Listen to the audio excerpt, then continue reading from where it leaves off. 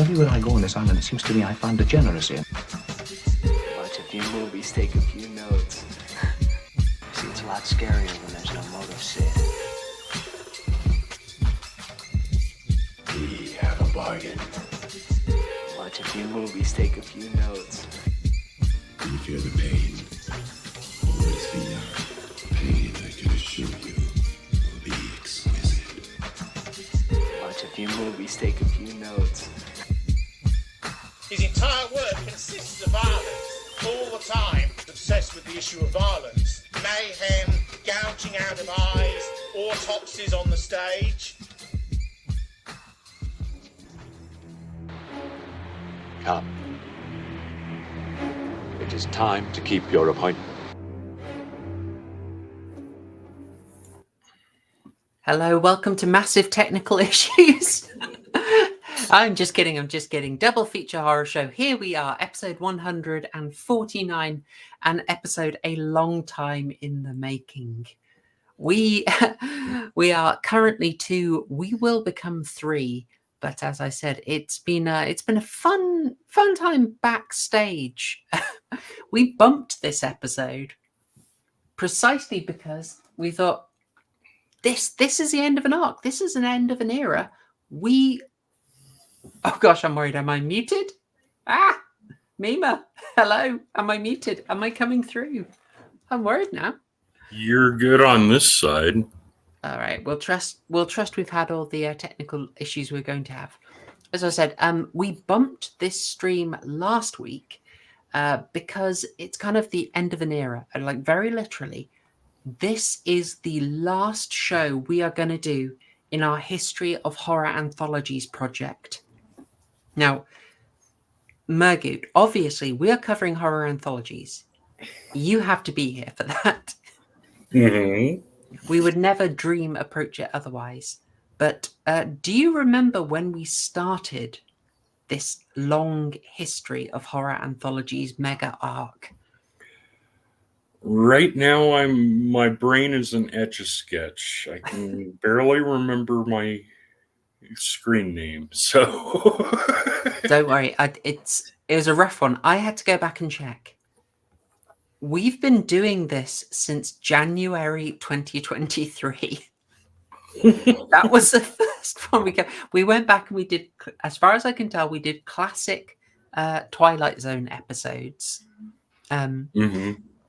And then Dead of Night, and then sort of Tales of Terror. So we were starting in the late 50s. I realize, gosh, maybe we were rushing it. Maybe, we could have been doing 1930s flesh and fantasy, a German one called Waxworks from the 1920s.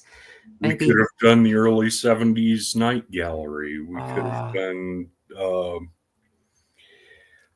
Darkroom from the early 80s. We could have done Monsters. Tales from the Dark Side, Mm-hmm. Oh, there are at least 3 Thai horror anthologies that I found that we could have also put on.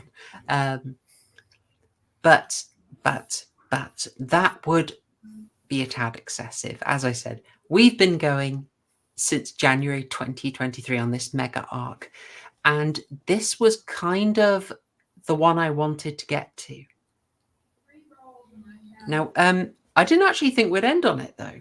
However, I was set for us to finish on Jordan Peele's Twilight Zone from 2019. We started with the Twilight Zone, so I figured, Mergut, we got to end with the Twilight Zone with the 5th if you count the movie, iteration of that series. But as you know from our DMs, oh my goodness, Yes, Queen. Sorry. You tried one of them, didn't you? I watched 5 or 6 of them, including the one I specifically went to watch was Terror at 30,000 Feet. So I was looking forward to that one. I thought that one would pull it around. It's okay. It's one of the few okay ones that I watched. Let's just say that. Yeah, it had some. It still had some objectionable elements. It had some extremely weird elements, but it was at least inoffensive. I managed 3 of them, Murgoot. I managed 3, and I had to bow out, guys, because we have a no hate watching policy here. We might end up with something that isn't what we hope it will be, but I couldn't spring it on you. I was going to watch all of them, all of Jordan Peele's Twilight Zone, but gosh darn it, I made it through 3 and it broke me, and I cannot inflict it on you. It is so bad, so unbearably inept, so stuffed full of the message, and gosh darn it, I this will teach me. I broke my own rule, Murgoot. I finished the, I want to say 2021, could be 2022, Christmas special. I finished, that was on the 2021 Candyman. And my takeaway from that was like, I've been really fair to Jordan Peele. I've given him a shout. I've watched everything he'd put out. But Candyman was so bad that I just felt, no, I'm good. I've got 3 data points. I can duck out. This guy makes terrible stories and forgets what the plot's meant to be when he needs to cram his message down me, Oh, yeah. And I should have remembered that lesson. I should have remembered it. Well, the couple of episodes that I remember watching that I almost turned off, they were worse than Candyman remake. Yes. It was all message, no real there. I mean, the 3rd episode literally ended with white cops being scared off by a crowd of literal and figurative scholars going, that's right. That's right. Like, I missed that one. I might sample it. It's so hilariously bad. But anyway, so there we go. We will not breach the hate watching rule. Ghost Stories is what we are finishing our mega arc on. And the beauty of that is I think we will end on something really positive. Yes, Patrick Batman, we've seen In Praise of Shadows, unfortunately. Also seen several of the reactions to it, which are either polite, in Wendigoon's case, or Brandon Buckingham's, to outright hilarious. Well,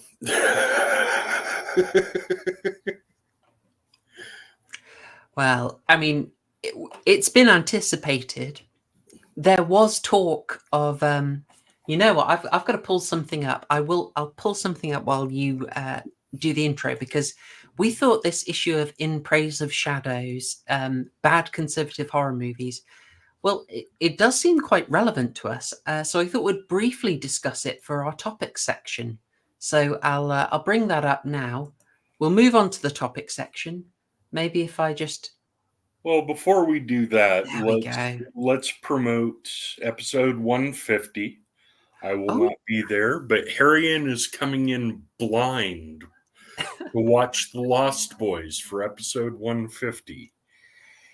Oh, gosh, yeah. It's a good thing, like, between us, we've got enough sleep to function this time. We will be joined by TCG in a bit. He's having his own fun right now. But yes, very, very good point, Murgoot. Yes. As you say, episode 150 is coming up. That is next week. I really want you there. Unfortunately, you're not available. Like, frankly, at this point, you're in the Harrian leagues of co-hosting. So it would be great if we could have you there as well. Unfortunately, schedule problems, and even more unfortunately, because it was your suggestion that won the poll. Got it. But hopefully we'll do a good job on it. And it's quite convincing. There's really not much in it. I think it was 58%. I don't know. I mean, Lost Boys is a classic. People are keen. 58% of the people voted for the Lost Boys. and I'll maybe surprise some people. I'm with John Gorris.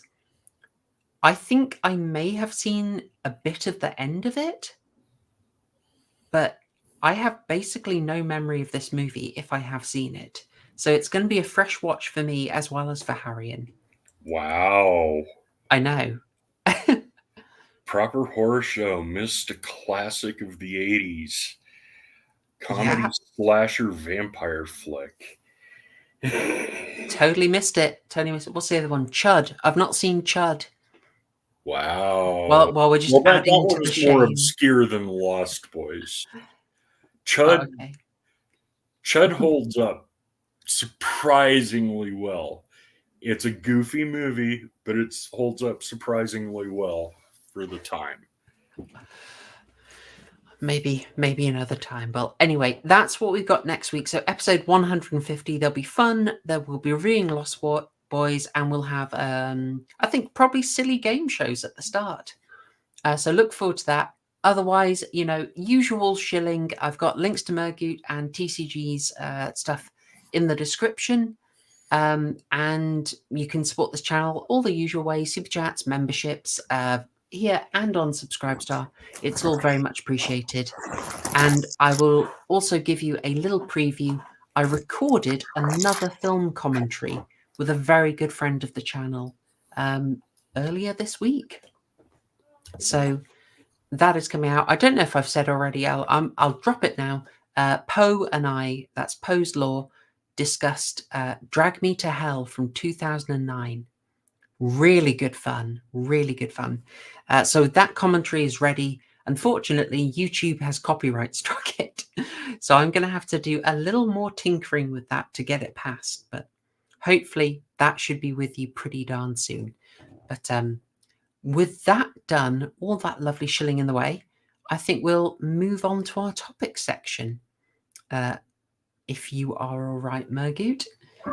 Yeah. If you would like to introduce us to the wonderful tale of Slender Man. Okay. In Praise of Shadows, aka Zane, he starts out talking about a convention that he went to in Mad Monster Con. And he was talking about, I don't mean to complain. I don't generally complain, but he complained about its small setup, and he complained about the overflow lot, and it's a lawsuit waiting to happen because it's a rocky road.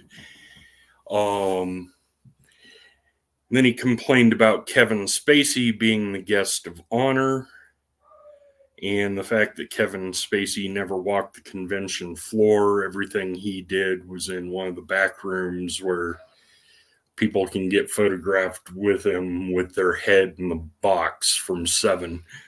He went on about Kevin Spacey being a predator, yada, yada, yada, even though Kevin Spacey was acquitted. He also called the Kevin accusations Spacey all you need, right? That's what I gather. Yeah, accusations are all you need. He also called Kevin Spacey a conservative because he was interviewed by Tucker Carlson, among other people, which is odd because Kevin Spacey is a big-time Hollywood liberal, Democrat donator, member of the LGBT community, etc., etc., etc. You can say whatever you want. He went over another horror YouTuber who happened to be there, a Mr. Leach, and slams him for liking the con. And it's, well, I saw him across the hall, but I never talked to him because, well, I didn't feel it appropriate, which is what? Two YouTubers at the same con not talking to each other? It's like, I haven't seen any of Leach's things, but I've heard enough that he's apolitical, which is part of the reason that In Praise of Shadows doesn't like him. Let's see. What I gathered from, because you bless you, you have a lot more tolerance for this. I only watched the Willie Mack coverage of it, so I'm getting. How can I say? I've got limited information, but the clips I saw, and I'll be honest, I'm fully generalizing here. But I know this guy is cool with generalizing, so I don't feel too bad. What I'm getting is this is very much the everyone I don't like is Hitler approach. This is the, if you've, the vaguest connection to anything. It's kind of like a rerun of what we had with H Bomber guy calling internet historian Fasci for making one or two edgy jokes. Yeah, people were calling him a cut rate H bomber guy expose. I think constantly talking about how he was barely hanging on in there doesn't help that. Yeah. I also saw Discount iDubbbz, which I quite liked. He looks like a Discount iDubbbz. He then goes on to complain about conservative movies that are kind of fashy. The Exorcist is fascist because of Catholic priests and speaking against paganism and yada, yada, yada. And then he goes on to slam one of my favorite horror movies of all time, Near Dark, as being fascist, anti-gay because they cure the main hero of vampirism. They go hunt the vampires down, and the vampires are an allegory for gay men in the 80s. And it's like, what the hell are you talking about? It's an ultra-violent violence. He got confused with Fright Night. Yeah. What's going on? It's, what are you talking about? Isn't Near Dark Coppola's daughter's film? I'm not sure. My brain is saying no, Catherine it's not. Bigelow. No, it's not. But Should it's a first-time director who is definitely not anti-gay. And this That's one bugging me. Who did it? Let's get that name. Why can I not remember? It's it is Catherine Bigelow. Yeah. Oh, hey, look, it's that classic thing. You want to get started, you make a horror movie. It's where everyone goes. He also ranted about how what caused him to go in a downward spiral was his review and political analysis of Hills Have Eyes, and how he was torn apart by conservatives when he basically the way he said it, I don't think he said it right. He meant one thing and it came out the cannibalistic, incestuous mutants who try and murder the white family are the heroes, and they're analogous to American Indians and black people for white people's colonialist stuff, and was absolutely shredded for that. What do you mean the cannibal murderers are the good guys? This is what throws me off, because I've made a film commentary for The Exorcist where I pitch it as actually very right wing, very traditional, and I could attempt a case for The Hills Have Eyes. I think you can actually make a fairly decent case about The Hills Have Eyes being very proud about the triumph of the nuclear family and the importance of masculinity and purity. Mm-hmm. So, I can think of these films and I can come up with a more right-wing reading of it. But so I'm initially sort of like, okay, where are you going with this? But then you tell me his actual reading, and it's absolute garbage. But like the logic for it is absolutely banana, and Well, that's what throws me off. he didn't mean for it to come out that way, but that's how it came out. I've seen a little bit of it. I dared to watch it, and he was doing fine up until that point, and then he made that analogy, and I'm like, okay, that's bad. Time to turn it off before I yell. Goodness me. He's very bitter about losing money and only making $500 a week. And then the other thing that really bugs me about him is he's affected Rod Serling's cadence and posture. So he comes across as more sincere and more earnest to try and get people into it. He's patterned himself as Rod Serling, and he's not. No, from what I've seen, very much not. Very much. You honestly Rod Serling's getting a rough go this week. We've had Jordan Peele's attempt to be him. We've had this guy. It's a bad time. It's a bad time. Sorry, lawnmower next door. Don't worry. So people were not happy about this, and there has been some drama, but people don't like being called very bad words, especially when they're, from what I can tell, pretty darn inaccurate. And he went on a 20-minute rant about how bad Blumhouse is and how conservative Jason Blum is and how he's just a money-making machine. Oh, you mean he's a modern Roger Corman? He's made some classic stuff. He's made some direct, just like Corman, but he's made some classic stuff. Get off your high horse. His main thing is Blum tries to be apolitical, therefore he's conservative, etc., etc., etc. Shadows states he's a communist, and everybody right of Mao is conservative, fascist, Nazi, whatever. The classic, the absolute classic. Yeah. Now, I thought I'd approach this a slightly different way because, I don't know.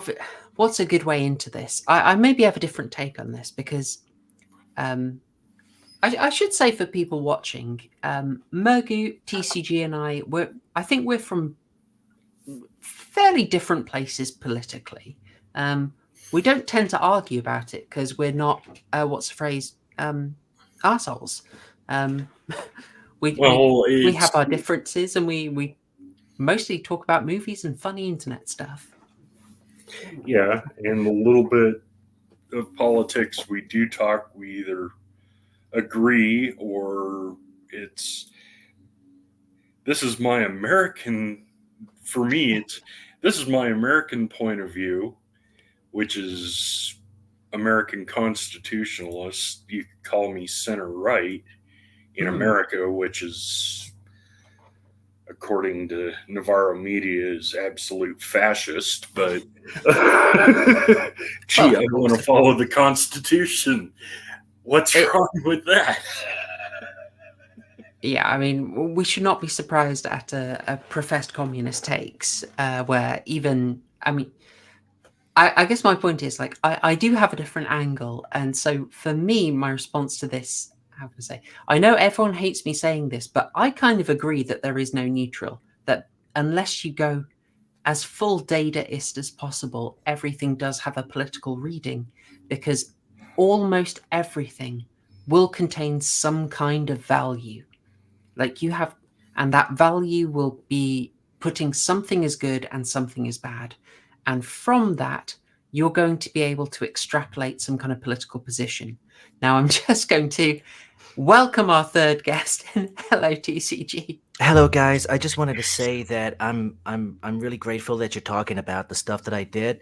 I don't appreciate the fact that you guys are like right wing and stuff, and I'm gonna make a 3.5-hour video about you guys, just so you know, and then I'm gonna quit the internet for a month with my $500 and my plethora of medication.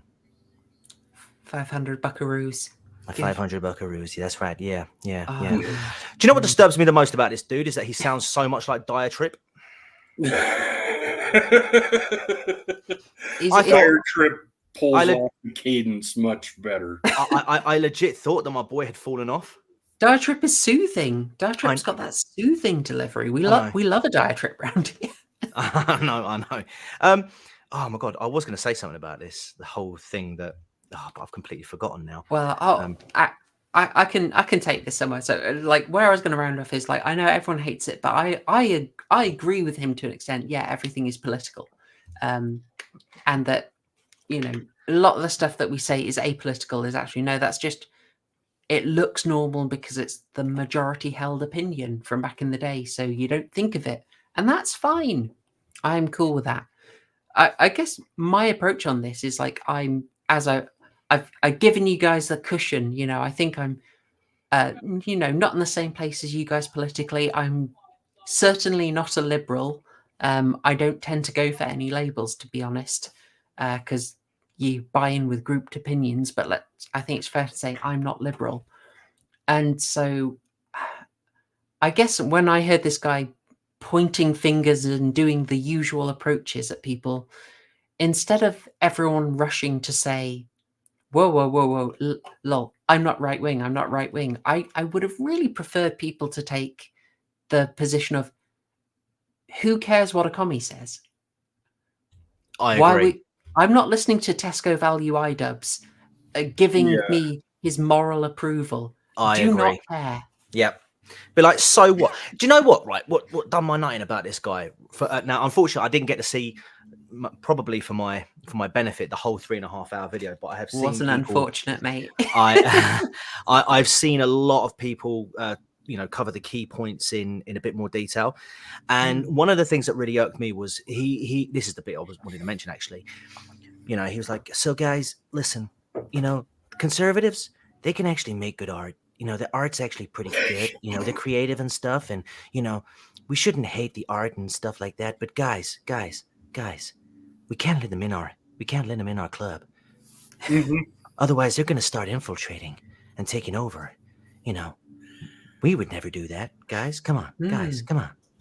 We've never written books about that. Who's Rudy Deutschke? It's I just don't know that person. He just lacks so much self-awareness, like railing on Wendigoon for wearing Hawaiian shirts while he himself was wearing one.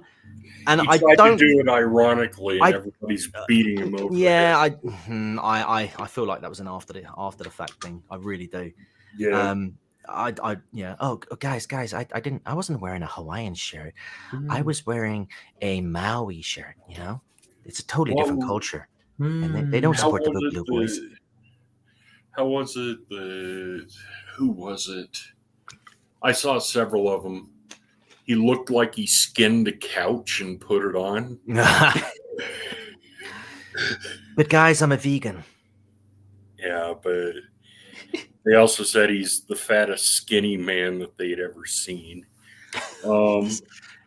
But yeah, when he went on his rant, and it's so much is anti-queer, and you have to think about it. Mary Shelley was queer, and H.P. Lovecraft was almost certainly queer, and I was just like, the only one in the list of people he went over that I know for a fact is queer is Oscar Wilde. Right. I was like, I'm just going to take the proper horror show view. It's like, who cares? Like, yeah, is what they do. Yeah, exactly. Like, is what they do good? And if it is, then it should be praised and it should be acknowledged. But for this guy to literally have the audacity to say, "Oh yeah, conservatives can make good stuff," but we shouldn't let them make it. It's just ridiculous.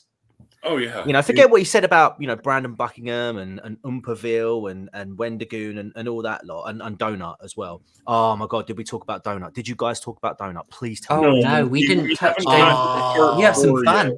four Oh my God. So there's this one part on the video where he starts talking about Donut Operator. Now, for those who do not know, Donut is a YouTuber with like over 4 million subscribers. He basically, he's a former police officer. And what he does is he does breakdown videos of like police shootings and that sort of, you know, and so just like body cam footage. And he goes through it indeed. He goes through it.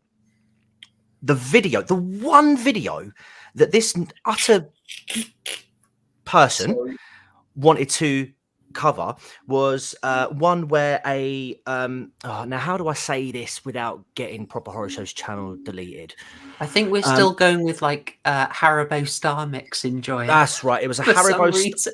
a Haribo Star Mix Enjoyer having the magic trick of his head placed in a separate location to his body. This After guy was like, I taking the can't. mother and the daughter and the mother taking him hostage, and when the police caught up with him, he pulled a gun on the cops and ended up missing a very needed part of his anatomy. Yeah, basically he would have woken up with a headache the next morning if he had one. I mean, head. Yeah. But This yeah, is so excellent algo dodging. I love that was the video that he decided to choose. He basically got mad because Donut laughed at this guy visiting, It's you know, heinous, paying a lifelong visit to the shadow realm.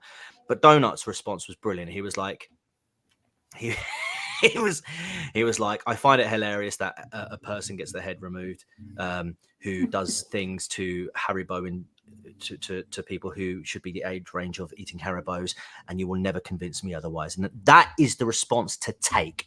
That's the response. Not like, oh no. What I actually was no. He was like, no, don't care. Move on. What? Yeah. Certain commentators, other than the ones directly affected by the slander, like Impaville, Brandon Buckingham, Donut, Wendigoon. Wendigoon's far too nice. He should sue him for slander. Wendigoon, yeah, Wendigoon is an absolute lad, and I'm not saying this in, you know, Wendigoon very much came out and said, no, don't rail against the guy, you know, blah, and all this. No, I'm not doing this for Wendigoon. I'm doing this because, you know, as a horror content enjoyer and something that we do here, because we don't fall into this guy's political ideology. Not that we're like the far end extreme of it or anything like that. It doesn't even matter if we're aligned with him or not. The fact that this clown is trying to gatekeep what could potentially be something good because of what somebody believes or what box they tick on voting day, it's just ridiculous, man. You need to grow up. Yeah. Like, and if you're making $500 a month because of your YouTube content, maybe that's sort of, you know, maybe that's telling of actually what you're putting out. And he's the whole mad algo rigged in your favor, and that's what you get. And then you're still getting $500 a month, mate. You need to grow up. And like moaning about $500, mate, get a job. If you can't pay the bills from the YouTube stuff, get something part-time. Like, I'm not even moaning about it. I have to do it. You know, I've not been as anywhere near as active as I want to be, because my job has taken up my entire life at the moment, right? And I'm loving my job. I'm loving it, right? But it's like if I kicked off on YouTube and things, you know, and that was my job for, you know, 3-5 years or whatever, and then it started going downhill, mate, I'd be looking at my options. I wouldn't make a video and moan to my subscribers about how woe is me, poor me. You should keep watching me, give me more money. It's like, shut up, mate, grow up. That's some Wings of Redemption DSP stuff. Mate, it's well beyond that. It is well beyond that. He didn't. DSP is transparent about it, and it's a walking meme.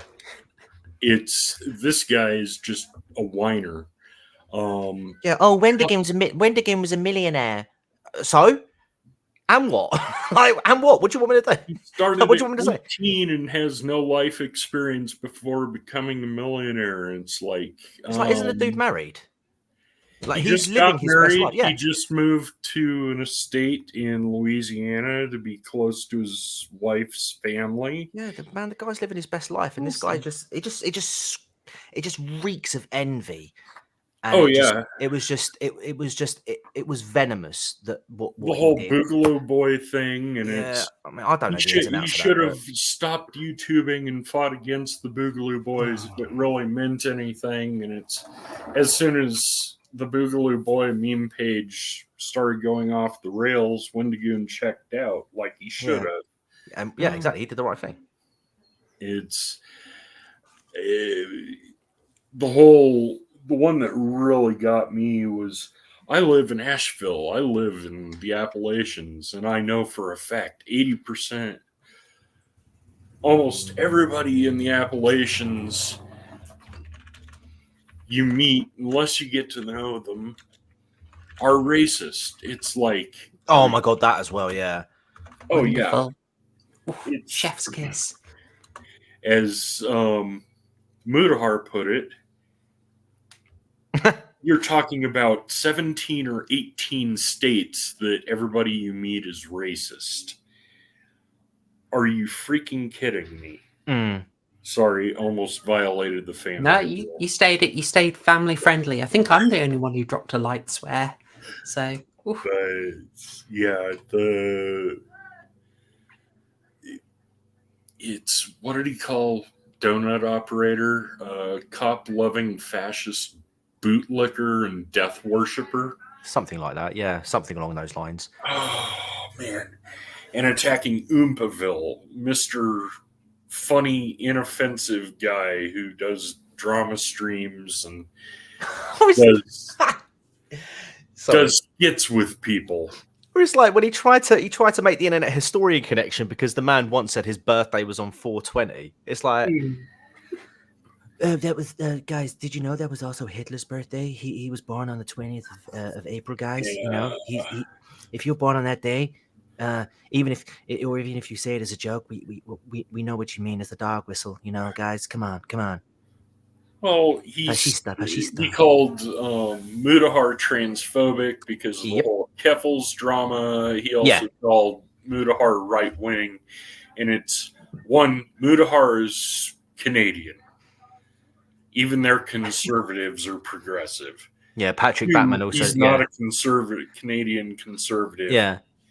But Mudahar is one of the nicest guys out there. Mm-hmm. And I watch him for the tech tips, flat out. The drama can go by the wayside. Mudahar's tech tips are excellent. I mean, the whole accusation that Mudahar gets is because of the thumbnail that he used. But it's worth pointing out that the thumbnail he used for his Keffels video was this. Keffels has also used the same artwork. For I think it was Vosh. Yes, it's kind of like okay, Same so artist. so where does that fall? And The argument falls flat straight away. Mudahar's Mudahar's got it. From Yeah, It's Worm, and Yeah. Mudahar laughed his butt off when he saw it. exactly. Yeah, Patrick Batman. Yeah, they keep calling me the F slur. I saw that as well, and obviously I'm not down for calling people harsh names or anything along those lines. But he was calling a lot of people in his video the F slur as well, but just a different one. Yeah, that's So, exactly where he had another F slur for them. Exactly. And he likes the N word too. Yada yada yada yada yada, all the way down the line. Yeah. It's when you call Brandon Buckingham a right-wing gun nut and call Oompaville a gun nut, it's like, yeah, okay. What we have is, proof of Edward Dutton's theories. This is an extremely spiteful mutant, emphasis on the spiteful, and for me, the accusations of right wing may not be accurate, but it doesn't particularly bother me. I will actually defend these values. The other people who is just falsely labeled with beliefs they do not have, I get the annoyance. I really do. It's someone lashing out who is so deep in the ideology that, so far to the left that everyone looks far right, just maybe unable to see anything outside of it and ideologically possessed. And just like you said, TCG, the whole thing was just, I want to gatekeep everyone. Yeah. they're all doing better than me, so I need to bring them down to make myself feel better. It's like, just focus on yourself, dude. Like, because I think what happened was with the Hills of Eyes video, which I haven't seen, I'm not interested in watching, and I don't care. Like, I'll forgive somebody for having 1,000,001 crappy takes when it comes to their breakdown analysis of a horror video. Like, hey, you that's keep fine. coming on my show. Exactly. I keep coming here to drop those opinions. You know, I'm. You know, so I'm. If he was getting like real harsh hate because of his opinion, then like, okay, that's, you know, you can argue against that. But I think what happened was he got well obsessed with that, and you know, and I think it really warped his view as to what he was going to do next. And unfortunately, he started to go down a path in terms of his content creation that really started to rock the boat when people were just there to get opinions on a horror film. Like, that's, you know. Yeah, the second and third parts, I mean, I don't agree with them. I'm laughing at them. Near Dark is a anti-gay fascist film. What? Yeah. But at least the second and third part went into it. But the Hills Have Eyes complaint, him going on for 20 minutes about that, it's like, okay, you made a bad commentary that you didn't edit you didn't write your script properly. You made a mistake and you're in a 2-year death spiral because of it, and you end up slandering like 10 separate people. Shoe on Head is a conservative. I know, mate. When I saw that bit as well, he considers her a conservative because she's anti-SJW, and he didn't say it, but I half expected him because of her. I can't really say it. Anti-child and animal lovers exposés. I almost expected him to mention that. Right. Just the way he was talking. Oh, dear. And it's, if she's conservative for not liking those two type of people, I don't know what the hell you're talking about. Yeah, this is not a good advertisement for your side. Yeah, but I mean, like, but as you say, you know, there will undoubtedly be an audience for those kinds of takes in terms of like just the general sort of horror malarkey, you know, and that's fine. I mean, but then again, if you're not into that sort of analysis, if you don't agree with those sorts of takes and it's consistent, you can do like what Catherine did and just say, nah, all right, get rid of that channel. I'm not interested. I want to focus on other areas. You know, he has to understand that not everybody's going to agree with him. And then if he makes a take that goes too far to absurdity, like, he's going to get backlash for it. I mean, I say we've all been there. I mean, Horrorshow, you know, from your video on the Matrix. Everyone hates it. Everyone hated that, you know. That I would almost compare that, but then that would be like you going after, I don't know. I mean, who were like moderate left people that, I mean, like Sitch, Adam. I mean, in fairness, I do hate Sitch and Adam, but that's beside the point. But he hates Wendigoon. But it'd be like going after a bunch of these people, like these moderate leftists, or like people moderate on the left, and then like trying to like put them, you know, trying to make them align with like what Mao and Stalin and all that lot were doing back in the day. Like it wouldn't, and it wouldn't make sense. It wouldn't be right. You know how I might say it? It's like the analogy would be if I saw them, and if I saw JXE, who is very left wing, and just said, you know, JXE are all right, interesting videos, but because left, you are wrong. EFAP. Yeah. Say EFAP. Right. Yeah. I don't agree with JXE on much of anything, but you know, that Doctor Who video is one of the best bits of analysis I've ever seen. I can pick the odd hole in it, but JXE did an amazing job. It's like you mentioned my Matrix video, which really annoyed everyone.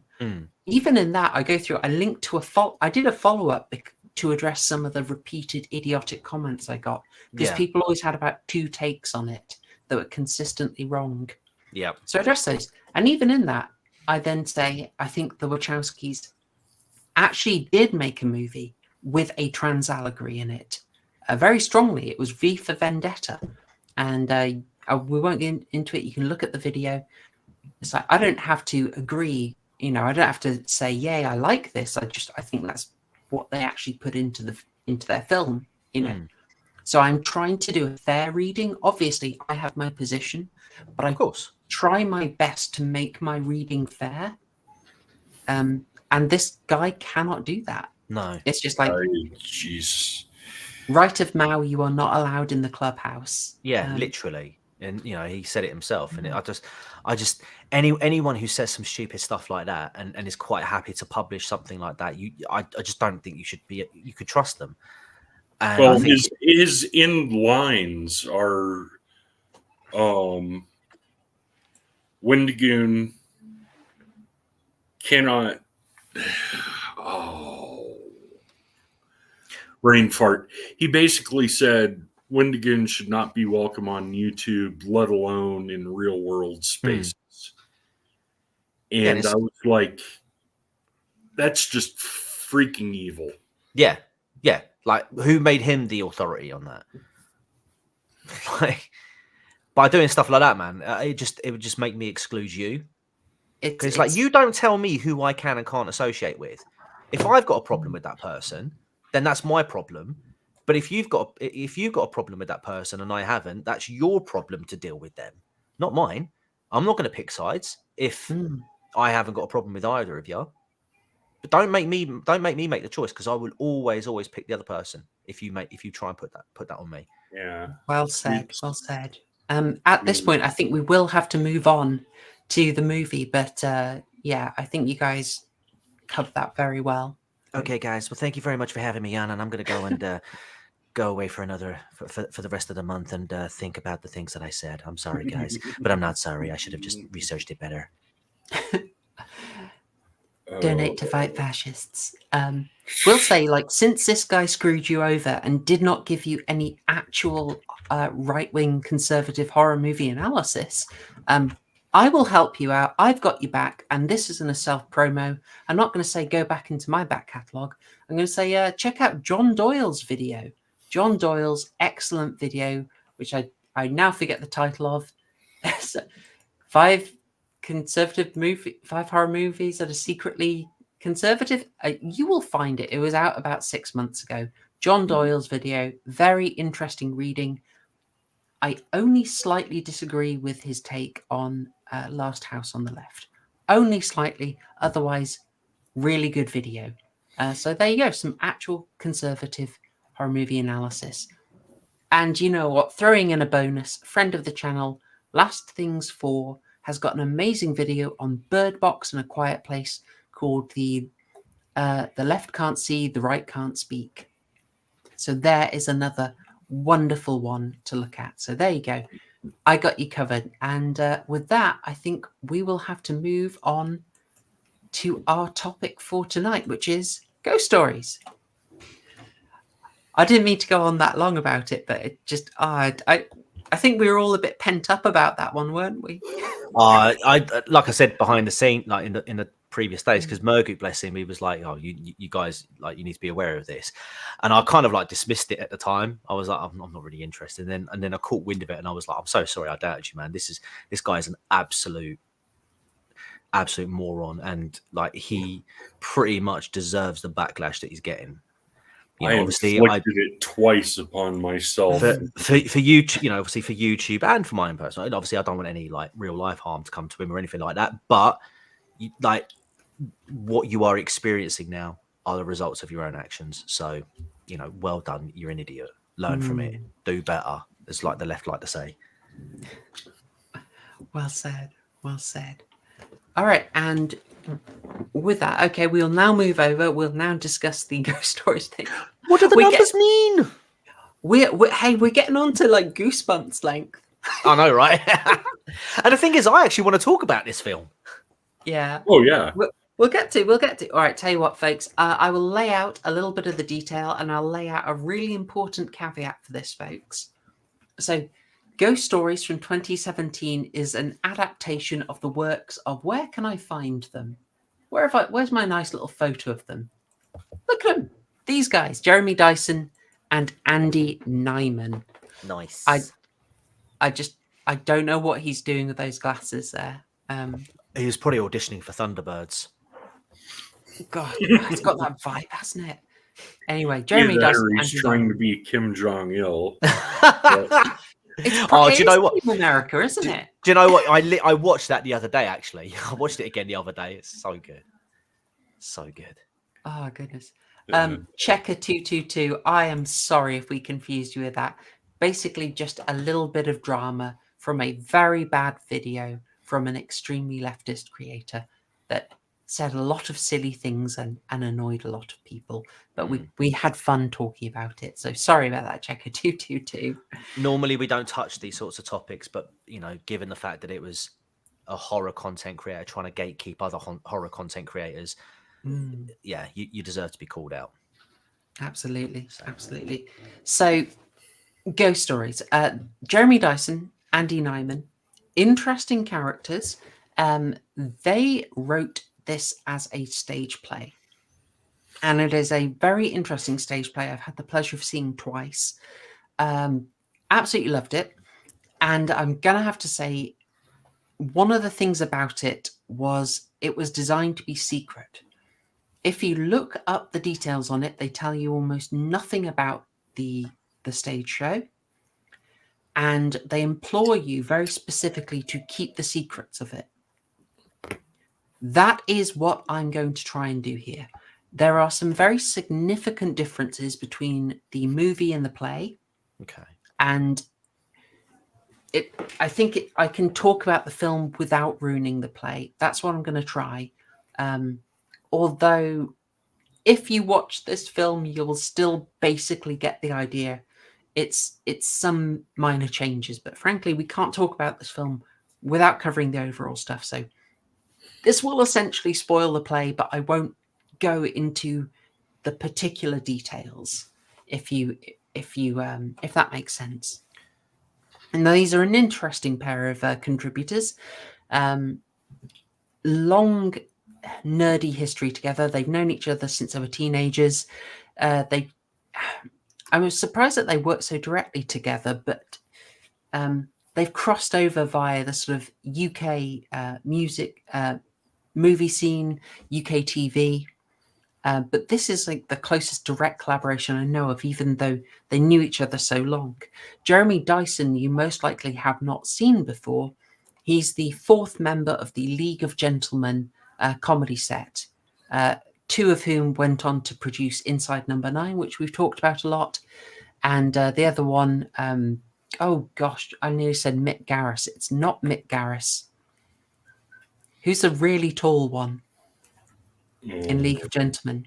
I've got no idea. He's now working on chat. You're going to know the one who's working on Sherlock with never mind. Jeremy Dyson was in the League of Gentlemen, but basically felt that he never had the acting skills to go on. So he only did cameos and directed. So he's been kind of a backstage guy. Andy Nyman has been on screen a fair bit more. So thank you, Patrick Batman. Mark Gatiss. Right. You can see why I got Mick Garris, can't you? He's also tall and in the horror realm. So thank you. Yes, Mark Gatiss. That's the name I was after. Andy Nyman has been on screen a fair bit. So you might know him from Dead Set. You saw him in Severance as Gordon. Oh my god, of course. Yeah. Thank you. I remember him from Dead Set, but I couldn't think of what else I'd seen him in. Thank you. He played the lead in this film as well. He did, yeah. I thought he did, yeah. He looks incredibly different. I mean, Yeah. I find he's a chameleon. He's kind of like Andy Serkis. He does transform really well. So you end up underestimating his acting abilities, I think. But he's got a huge range. Now, part of how they came to write the play, I think, was Nyman's other collaboration, which is mostly with I guess, stage magician and mentalist Darren Brown, who manages to get a cameo in Ghost Stories as the voice of Betty on the phone. Okay. Right. Because I was trying to figure out like who he was. And I was like, I'm sure I didn't realize it was just a voice on the show. Yeah, a classic Darren Brown touch, I think, to be the voice of Betty. Yeah. But I've seen interviews where Nyman talks about how horror, comedy, magic, they're all relying on senses of rhythm, tension building and release, misdirection. And because he worked with Darren Brown a lot to design the stage shows that he did, I think that helped push him into a position to make his own stage show of Ghost Stories. And then after that, did a few tours. And eventually, after about 7 years after it premiered, they decided, okay, we want to actually make the film of it.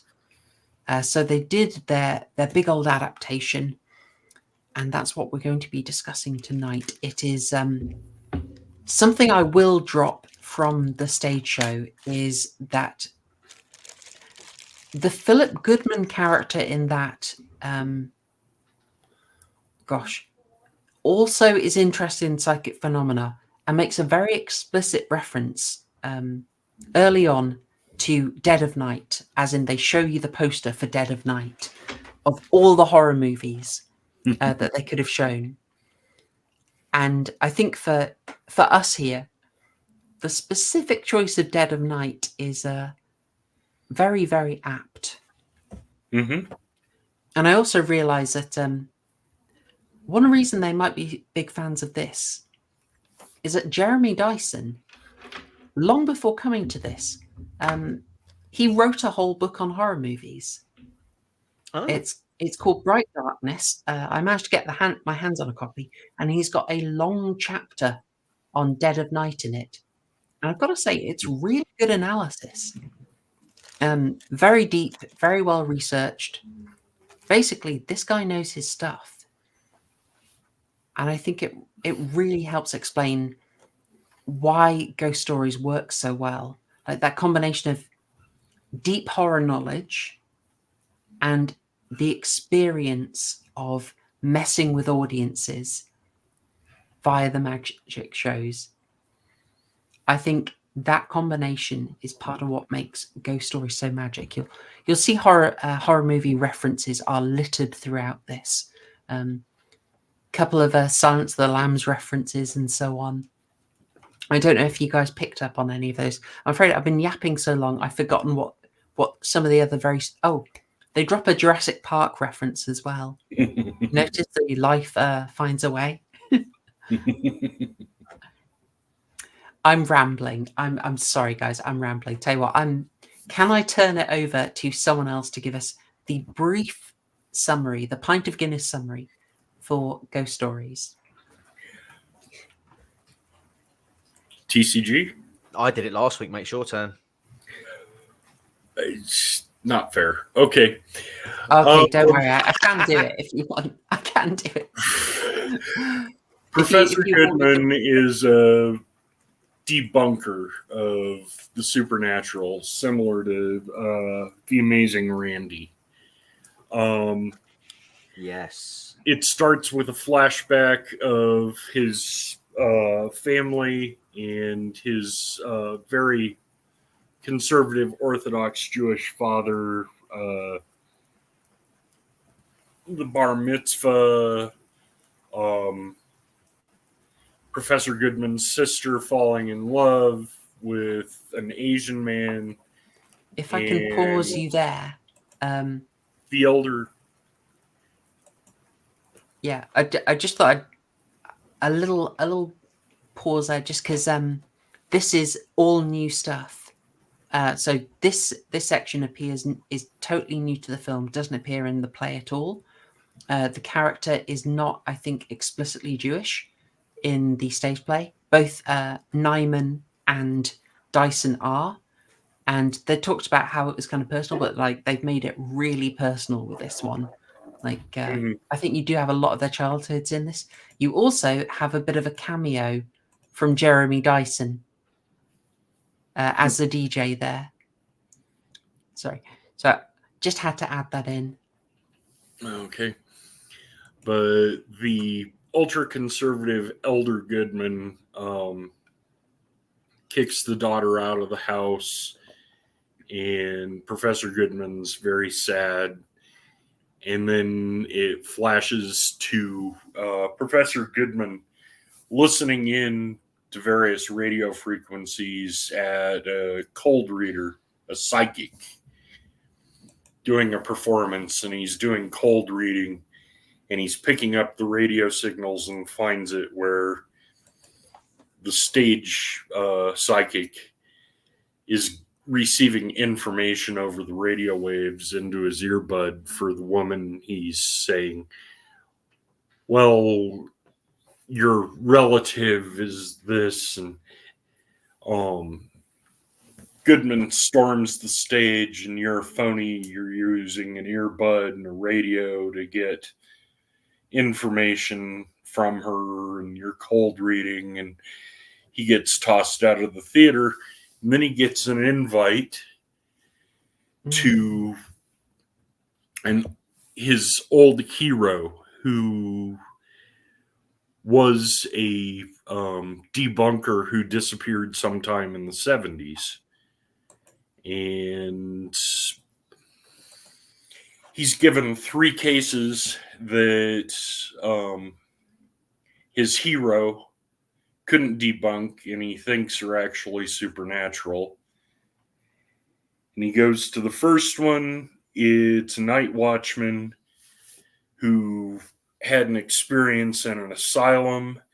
Can I pause you there, Mergu? Because you've set us up for like the overall story. Okay. So I think maybe like if we sort of discuss a setup and then we'll do case by case. Certainly. Unless you want to Guinness summary all of them, but I just thought we'll switch merciful. Off. Otherwise, my throat's going to go sore. I thought I'd be merciful. Just there are all sorts of. I can't be objective. I absolutely love this movie. I've seen it far too many times, and there are just loads of little details. I thought if we sort of take each section one by one, we can take time to get them. So yeah, let's say, so some of the aspects from the beginning are really interesting, like this personal element of like the Jewish origin is quite fun, and I think is used in quite an unexpected way, maybe for a modern audience. Because it's so personal, right?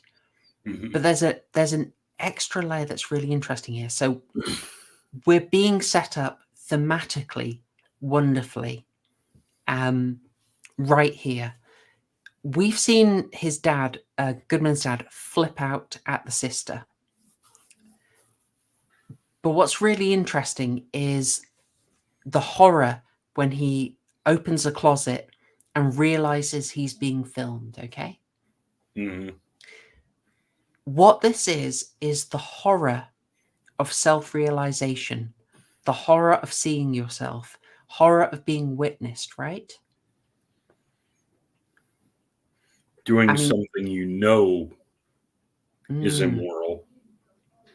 Yes, not wanting to be watched, basically. Now, I've said we're going to do all spoilers. So we are totally spoiling the film here.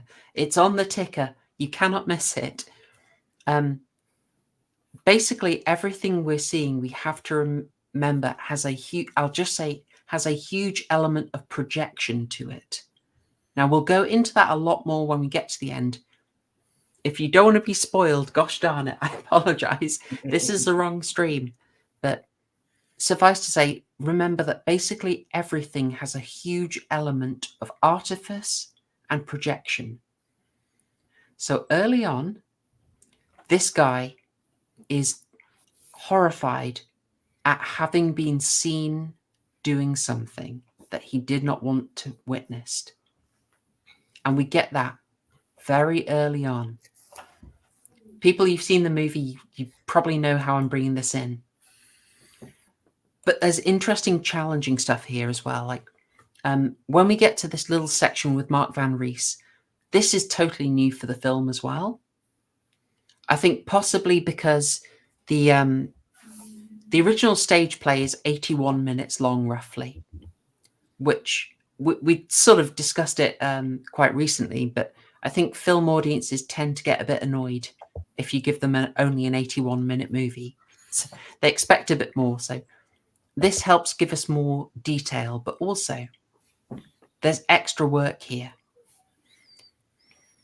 Something I really like is, how can I say? Something I really like is that this mother's agony is kept on screen. So what we've had is someone doing the cold reading, just like way back in Late Night with the Devil. It's so weird we got these two films so close to each other. I know, right? Yeah.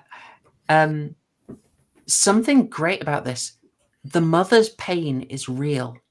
Now, Mr. Van Rees here, who is played by Nicholas Burns, who maybe some of you are going to know best from Nathan Barley.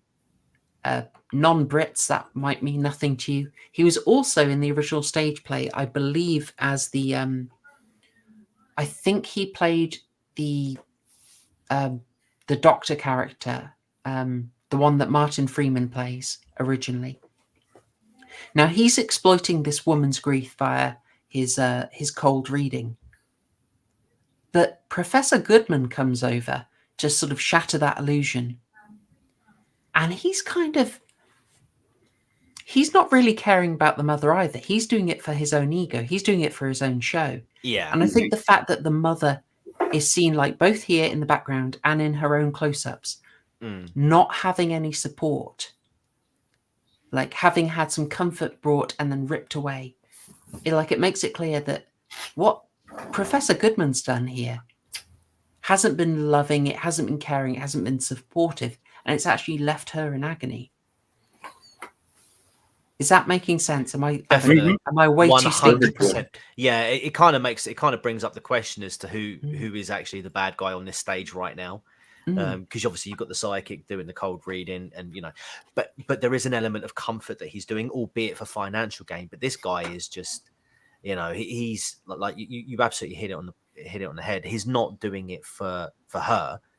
He's doing it for his own sort of smug fedora tipping. Actually, this is how it works. It's like you're even if it's artificial, even if it's not real, you're still taking away something that could be quite important to that person who might need that at that moment, who might need that closure, who might need that comfort. And okay, like, it might not be real, but it's real enough for her. It's like, he strikes me as the type of guy that would go to a magic show and be like, actually, guys, this is how they did it. It's not real magic, guys. Come on, everybody. Magic's not real. You sound like Zippy. And That's just like Zippy from Rainbow. I can actually do it. Yeah, that is my... Okay, guys, that's my Zippy voice. There's a reason when he goes and visits Cameron as an old man. Yeah. Why Cameron calls him shit.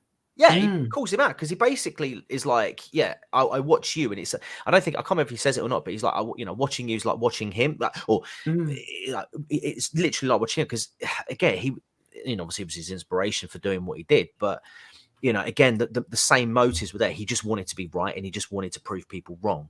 There was no deeper meaning behind it. It was just this guy who was like, well, actually, I think you'll find that when we die, we just turn into ashes and we dissolve, and our atoms are split off into the universe, but actually nothing happens. You're dead. So can you just enjoy your life now, please? Get on with it.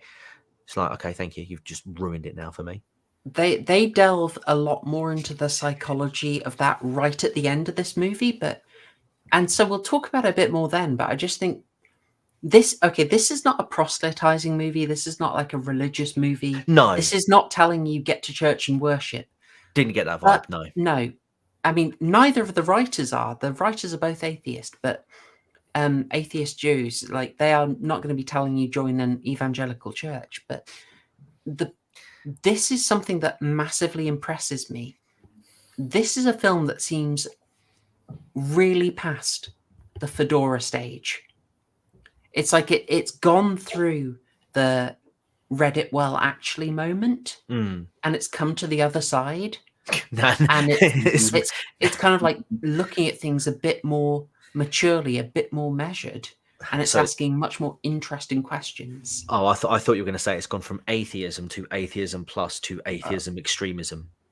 Oh God,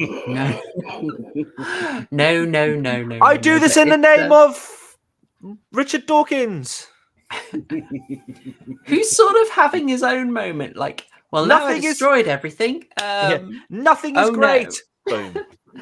All right, I will not get into proselytizing myself. What I'm just saying here is, this film feels like it has gone past that moment that we all saw, and it's now a lot more interesting and a lot more psychoanalytic. But we will get into it. Also, tiny note: Mark Van Rees. The Van Rees name is clearly coming from a friend of the filmmakers, because if you look at the cast list for guests at the bar mitzvah, there are a heck of a lot of Van Reeses. And lots of Nymans and Dysons as well. They smuggled their families in there. I do find it interesting. Sorry, on the point, but I find it interesting that Darren Brown was in this show, albeit in a very, very light bit part cameo role, because he did something similar to this. There was like a TV series where he'd go around America, I think it was. Yes. And like put the claims to the test. But even he did it in a way that was I would say, like, he didn't agree with the craft at all. You know, I think, was it Carmichael Haig in the Late Night with the Devil says, what does it says? He goes, he's like, we're liars and charlatans, but at least I'm honest about it. That's kind of Darren's approach. But even he, when going to these places and talking to these people who like would make these sort of spiritual claims, he kind of went in there, I feel like, with as open a mind as he could, and heard them out and went and saw them do it. And he didn't. I don't feel like he definitely didn't do stuff like this where he stormed the stage and do stuff like that. So I find it interesting that I'd be interested to see what his take would be on something like what Mr. Allegedly Goodman does. Same. I think he would handle it with more tact, and I think Patrick Batman's nailed it here. But yeah, this was just designed for drama, so it's a good setup. It's an interesting setup. We also get a few tiny things dropped. Some of the more subliminal imagery already comes in, so we get this bit of imagery, which we will come to understand at the end. It's just dropped in, and it is not explained, refuses to elaborate, if you will. And before we get into all of that, we also start seeing some of our good friends, the numbers. Me and my I wife. missed that. Every time we saw the numbers, I'd just go, "What do the numbers mean? What does it mean?" So I didn't ask you guys. Wait, had you seen this before? I should have asked you first thing. Went in cold. Yep. Can I? Oh gosh. I want to ask you something, and just before we go any further. But my wife, I'm giving her full credit for this. Did you notice the time at which each reconstruction started? No, I didn't. Get in. 3:45 a.m.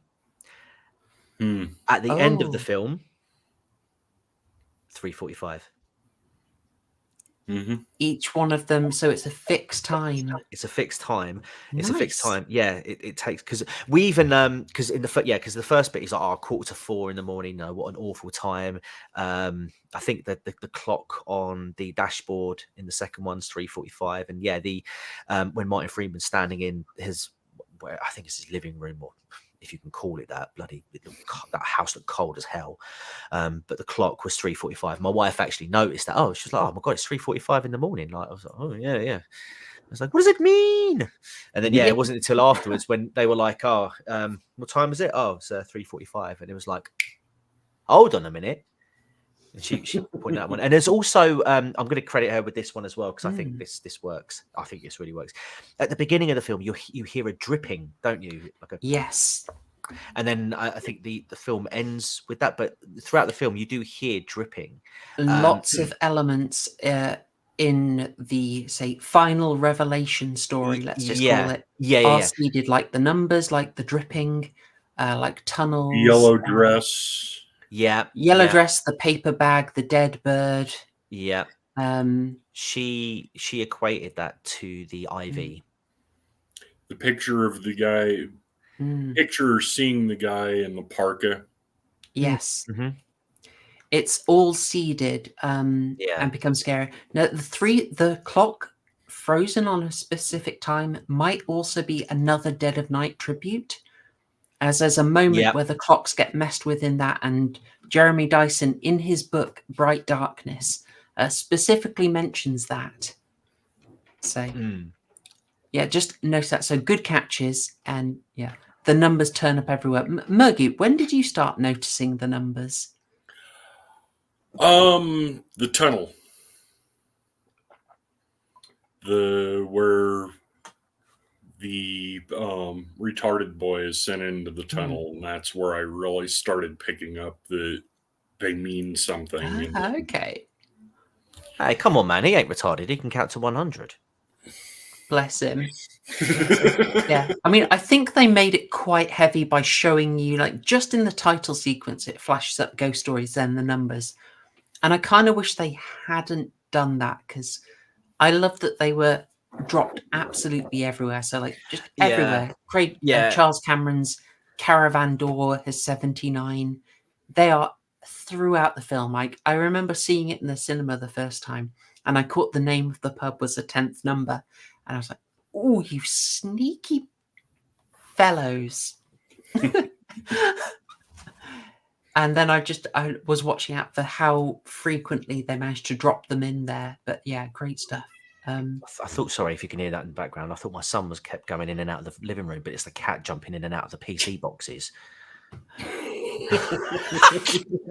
They keep it fun, don't they? I know. She was straight in the big box when as soon as I pulled out the unit. Gosh. Oh my god! I guess the other one. Did the makeup here work for you? No, I just thought it was aging makeup. I didn't notice it the first time. Neither did I. The second watch, I knew what to expect, and it looked a lot worse once I saw that. I just thought it was aging him to make him look sick. Right. One thing I do know is they, when he was brought on set, I'm not going to reveal it until we discuss the end, but nobody knew who the actor was.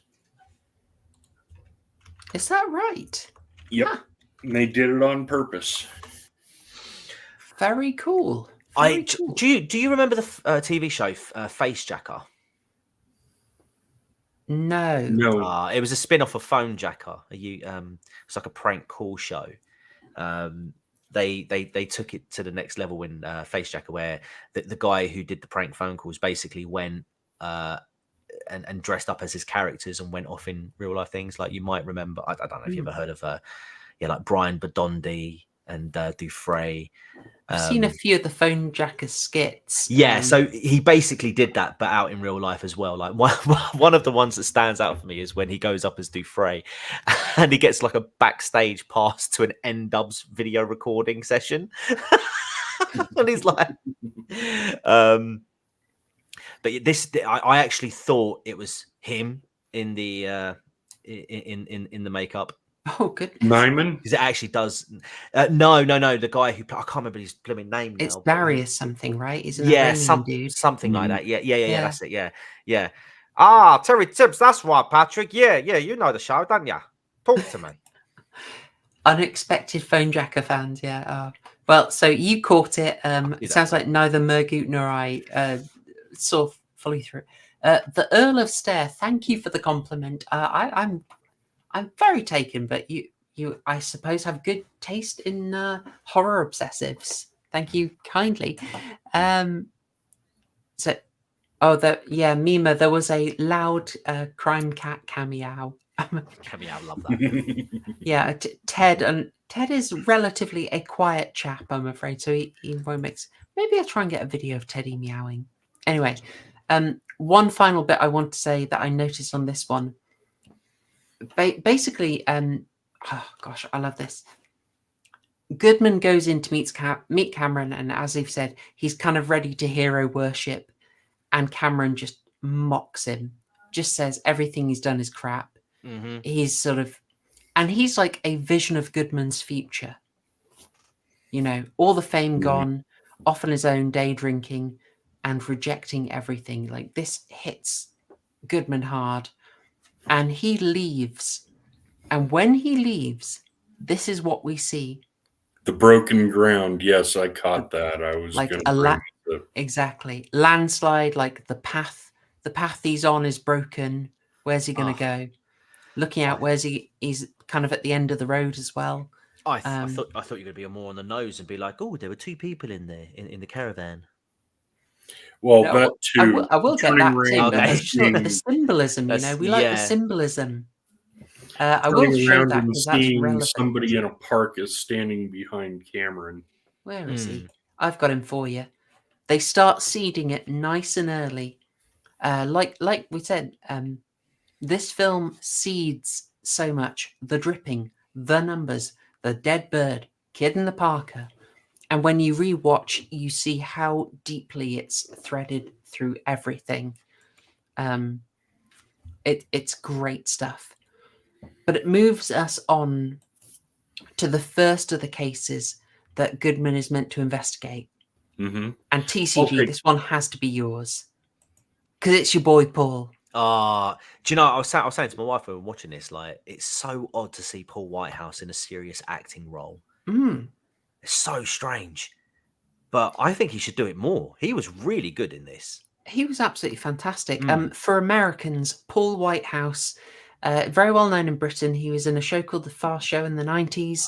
He worked with a very well-known comedian called Harry Enfield. He's just a comedy guy the whole time, really. He's really well known.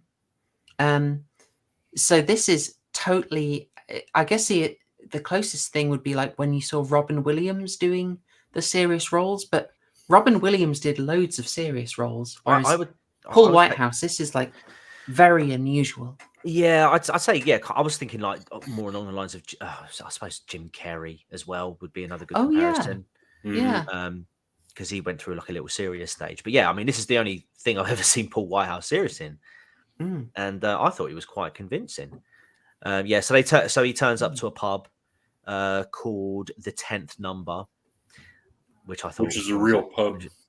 Oh, is it? Yeah. Hell yeah! Right, okay, I know where I'm taking the family. I mean, it looks like a classic gentleman's club, doesn't it? Yeah, we've all been there. We've all been there somewhere like that. Definitely. Well, apart from Denzel, because he's never been in a pub. True. But yeah, so he introduced Goodman introduces himself. What is it he says about professors? That little factoid that he said, I can't remember. It's really important. Yes. So this is a fact that he tells you that a professor is the name of a man who does a Punch and Judy show. And if you'd like to hear more facts about Punch and Judy, I can link you to a really good lecture that a very clever chap gave in a pub once. Go on then. I'll maybe put a link around for people who may be interested. Fair enough. Yeah, seen a very interesting lecture about Punch and Judy, but there was another Punch and Judy reference later. Was there? Yeah, like so. Martin Freeman in the hospital goes, yes, that's the way to do it. That's right. Yes. And I thought, well, oh my God, hang on.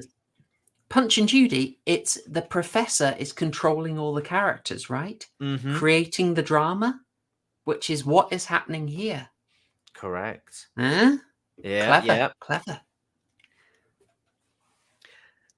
Oh man, I need to rewatch this film. I didn't watch this nearly enough times as I did The Devil in Late Night with the Devil for my own sins. But yeah, he after he's a bit reluctant at first to sort of talk to him, because Goodman starts opening up with like some just like, I would say, sort of bog standard sort of getting to know you questions, like, you know, are you married? He says, yeah, he was, but his wife died of cancer, and was it like 15 years ago or something like I that? think 23. 23 something. Yeah, sorry. Yeah, a long time ago, because he was like, because he sort of commented on how like they would have, like, if she'd caught it today, like it wouldn't have been a problem, like she would have got through it. He asks if he had any children, and he sort of like, mind your in business, mate. Yeah, he's got a real edge just to sort of, him. yeah, he just sort of snapped, like just very sort of spontaneous, sort of like quick to anger. And then he sort of reluctantly goes, yeah, I've got a daughter, but it's not from his wife, it's from his bit on the side that he had while his missus was sick with the big C. But then like she got locked in syndrome, and he stopped going to the hospital about 5 years ago, I think it was, because he just couldn't take it. Couldn't take seeing her like that. And then he eventually gets on to the story, which I found quite interesting. And I'm just going to say this because it happens to all three of them, but you never really see the ending. You see like the confrontation bit, but you never see how it ends. And I'd be interested to know what you think. But yeah, he's basically working as a security guard for in like an old women's mental asylum. And he's got a Russian sort of colleague that's in one of the other buildings, and he's talking to him on radio. And yeah, he's just sort of sitting there minding his own business, and then sort of like just, sort of strange paranormal things start happening, like the lights going off, like the plugs to the generators get pulled out. It's kind of standard stuff, isn't it? It's done really well. But I tell you what, right? I will say that it was done really well. I mean, that sort of narrow, claustrophobic atmosphere, dark. It really worked on me. My missus, she doesn't get freaked by that sort of stuff. She finds it quite funny. She really doesn't. And I'm sitting there like pretty much with a blanket over me, because I'm like, I don't like where this is going. And she's just sort of like, are you actually scared? And I'm like, well, yeah. Yeah. Yeah, this one was funny because you haven't gotten to the part where the main jump scare is, but I was watching it free on YouTube with ads, and unfortunately ad blocker doesn't work. I'm sitting there watching it, and the lights start going off in the basement hallway. And I'm getting tense. I know there's a jump scare in there. And it flashes to a commercial of two women screaming and clapping. No. Not women. At that point, 10 decibels higher than the movie was. I hit skip, and then the real jump scare just immediately hits. And I'm like, oh, that is evil. Yeah, it's like there's so much in this bit that I like. Like, it's like we said, there's so much about slashes. The basic elements of it are really standard and really repeated. It's how you deliver those elements. A martini is gin or vodka and some vermouth, but with those two very simple elements, there is a miles of difference in quality. Now, in this one, so much of the stuff that helps it, I think, is Paul Whitehouse being funny, because there's a lot of comedy in it. A lot of relatable stuff, the way they capture the sort of kind of inane radio, how he's just killing time. His responses to Max on the radio: hit the black button to speak. Are you actually there? Or are you was it? Max, come in. Yeah, what? Is anything going on? Oh, it's dead here.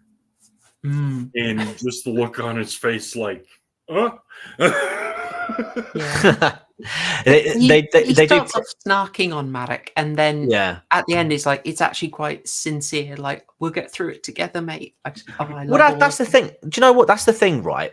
Because somebody like, and I'm going to harp back onto him again, right? But that eyepiece of Shadows guy Mm. would have heard what he was saying and immediately assumed that he was being racist or xenophobic, whatever, right? But actually, this is just what like working class British people do. They were sort of like making a little mockery comment, but he don't hate the guy. He doesn't hate the Russian guy. He might have, he might have. There Even might at be like the little frustration. beginning, he's taking the piss out of Goodman several times before he sits down. Yeah, it's just who he is, and it's fine. I mean, like, you know, when it's even before that. Like when he gets to the bit, it's like when he gets to his building, you know, he's like, oh yeah, no, well done, mate. And he's like, you know, what do you need? You know, what do I do? And he's like, he runs him through it.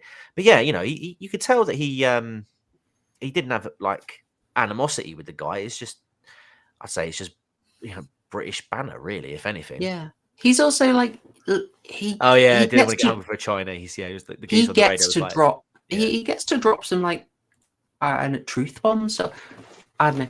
Maybe a better way is he gets to be very genuine, which is to say he's working a job he doesn't like. He finds it depressing.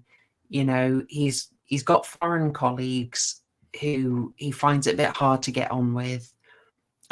He's listened to the radio, and the radio sort of gets a bit politically correct on him. Yeah, like little things like he would just say a Friday night he'd go for a chinky. And he doesn't mean anything bad by it, and it's what everyone would say. And the person on the radio is, you mean a Chinese, of course. Yeah, it's like I'm sorry to all of my viewers who may have heard that. He's like, oh, shut up. Because it is, like, nobody cares. Nobody cares, but it's just, it all kind of tells him, like, he's a man who's kind of not belonging in the world. Like, he's being pushed out. He's alienated a bit in his work. He's alienated in the culture. Very true. And so, like, it feels real. He gets to say to Goodman in the pub, when Goodman asks him about his work, he just says, yeah, let's just say immigration ain't been great for all of us. Yeah.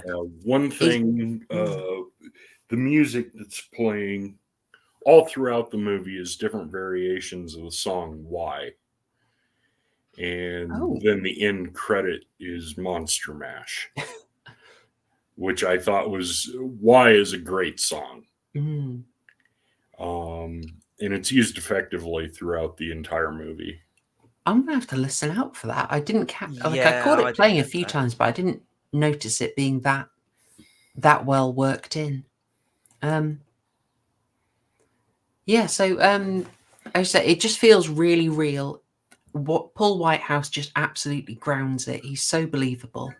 I also like Patrick Bateman's point here, that Goodman basically perceives working class people to be like it, but I don't think it's that harsh, to be honest. Like, Goodman's definitely uncomfortable around him. There is a class divide, there is a background divide. But I've got to say, I don't feel he's condemned. I know enough people in the real world who have mannerisms like this guy. Yeah. This guy reminds me of my uncle. It's believable. Yeah, it's believable. Base working class versus upper middle class. Definitely, it's definitely British in its interpretation. Yeah, exactly. He gets to drop a few opinions that IPOS would not be a fan of, but he's not condemned for it. Anyway, the actual scares, as you say, it builds up to, the heck of a scare. We can describe this one. We can, because it does get... the generators keep being unplugged, and then the final time the leads are ripped off of the cords. Yeah. Big old scratches on the generator. It's the wonderful escalation, but it builds up to very relevant horror when we find out, ultimately what the issue is behind him, it's really he feels super guilty for abandoning his daughter. And so when the little girl ghost is saying, well, the very first spooky thing he sees is a sort of woman in a bed moving very weirdly. If you Oh, remember. mate, I did not Yeah. like that. No. How much did that mess you up? Yeah, did not like that. It's just like that. It was almost like that sort of open mouth, sort of like Ring-esque facial expression with the blanket over her, just swaying left and right, just swaying. And as he's getting I closer, was I'm like, mate. thinking of his daughter trying to wake up Yep. Oh, okay. Absolutely. and his guilt getting the best of him. I didn't even think of that, man. I just did not like that. Did not like that. It worked on so many levels for me. Whereas my missus just like, grow up. I'm like, this scary. He's down in the basement and the lights start going out, and then commercial jump scare, and then the little girl in the yellow dress appears. Yeah. Then the ward door unlocks itself and starts opening by itself, and he pushes it in and goes in, and then the little girl is a half mannequin coming over and giving him a hug, "Daddy," and then putting her clawed fingers in his mouth. It's such a weird way. Like you expect a stab or a kill, but it's just the weird thing of him being frozen still with fear. Obviously, being frozen still, unable to move. There is a relevance there. But then the weird thing of her violating his mouth with a finger. It's such a weird thing to do that it just. I think it catches you. You're not used to seeing it. Yeah, it's weird. It's obviously very disturbing. Yeah, I mean, it obviously makes sense a lot later on in the film because, in that particular moment, it's just like ew, and especially because she's like also saying at the same time like "daddy," and doing that. It's just hugging him and then it's just mate like disturbing. And then the immediate cut to Goodman in the church with the Nigerian priest. That was interesting. It's him talking about how things work out, but there's a scientific explanation. Well, maybe there isn't. Maybe it's things working out, because as soon as he did that, he went and visited his daughter and relieved a lot of his guilt. And also the whole oh man, I tell you, when he was like, oh, the doctor said that when his daughter saw her heart skipped a beat, I was just like, oh mate, that is so wholesome. And again it takes you back to that beginning bit where that woman's getting closure from that cold reader, and it's like it doesn't matter if there's a rational explanation. Like the thing that happened caused him to go back to his daughter and reconcile in that regard.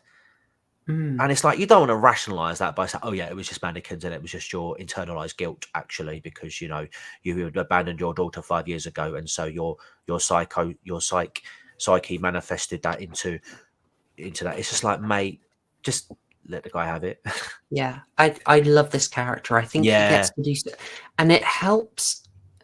Okay, I think it really helps that he's, I assume, Nigerian.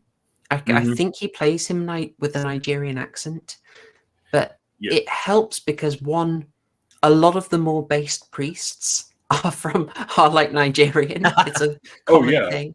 But we have a bunch of Nigerian priests around here, and they are based as all get out. Yeah. But it also helps because it's clearly someone who's got a big culture break with Goodman. Like, he's not someone, he's very clearly coming in afresh, right? Yeah. And so he's kind of like someone who looks at it with fresh eyes and with a fresh perspective, not sort of ground down by modernity. And I think Goodman is also less comfortable challenging him. But I just love that this guy comes in and he has a line like, I'm so sick of people like breaking it down to materialism. Yeah. He's got some kind of line like that. And I just thought I think that's a journey we've all been on. Like whether we've come out believing or not, I think we've all seen through where just full materialism gets you. Yeah. You know that line in Fight Club, right at the start when they're on the aeroplane, and Tyler Durden says, I like it, it's clever. How's it working out for you, being clever? And just, it's that same thing.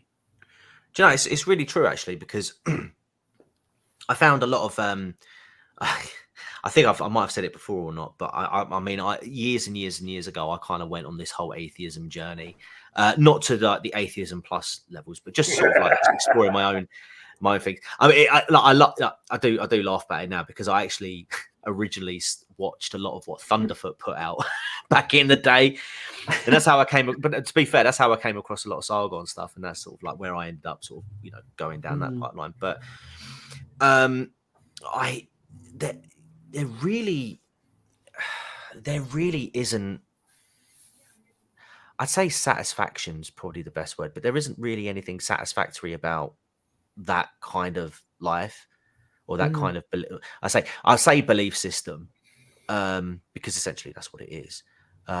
This belief that that there is nothing afterwards, and it kind of like reduces it down to such a nihilistic outlook on life. They can tell you, like a lot of atheists say, there's a lot of stuff that's beautiful in the world and you should really enjoy it. It's like, yeah, but you kind of like, but you're removing that, because to enjoy those, to enjoy like the sunrise and the flowers blooming, I think you need that sort of spiritualism, that spiritual aspect, because okay, it might it's miraculous to see these things. Like, it's miraculous that you're here and and we're having these conversations now, and I think I've sort of come almost full circle to the point where I'm like, actually, I do appreciate the spiritualness, and the unknown doesn't bother me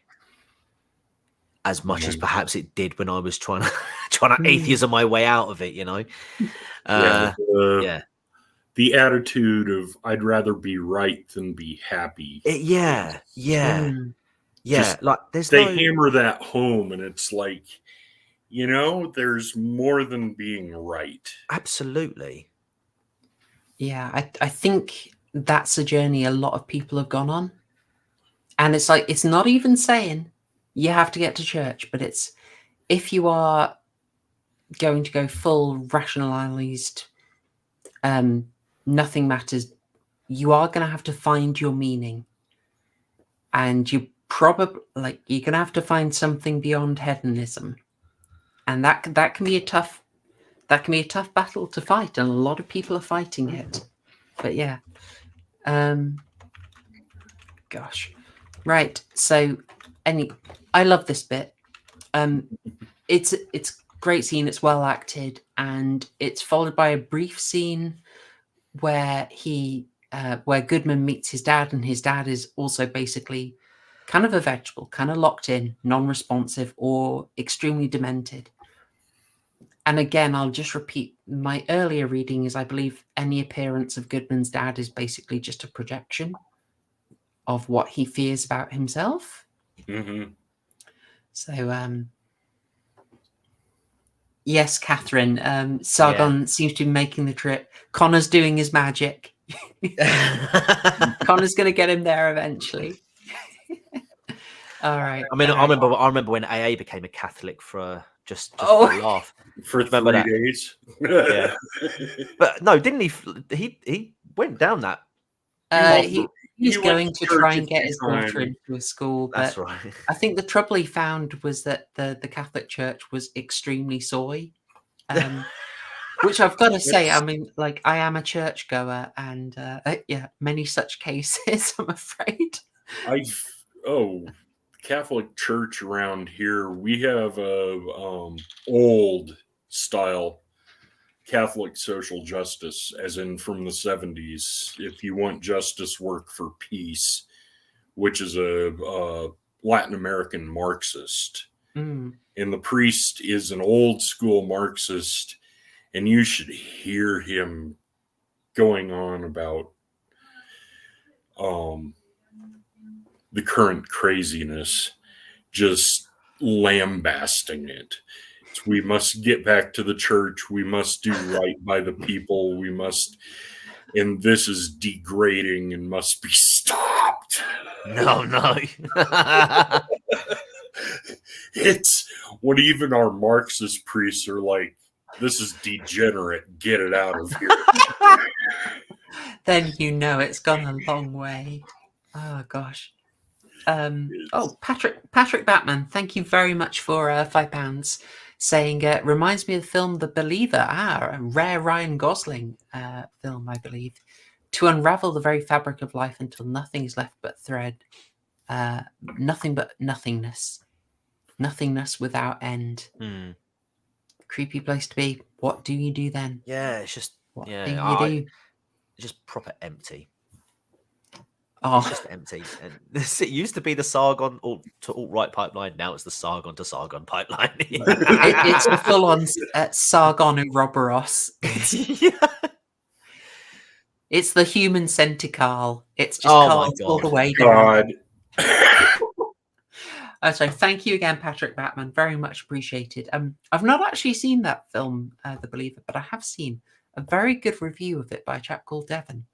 I wish I never thought of the human centre Sargon. No one AI that. Image. No one AI that. We must move on. Okay. I will take the next one, which is Give me money. Simon I want Rifkin. lots of money. Give it to me now. Sorry. Just again, love this guy. Oh God. The actor, not the character from Yeah. Black Mirror. Or was it Black Mirror? It was Black Mirror, wasn't it?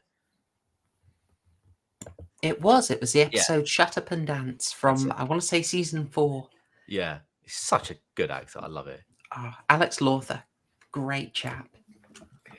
Yeah. Simon Rifkin.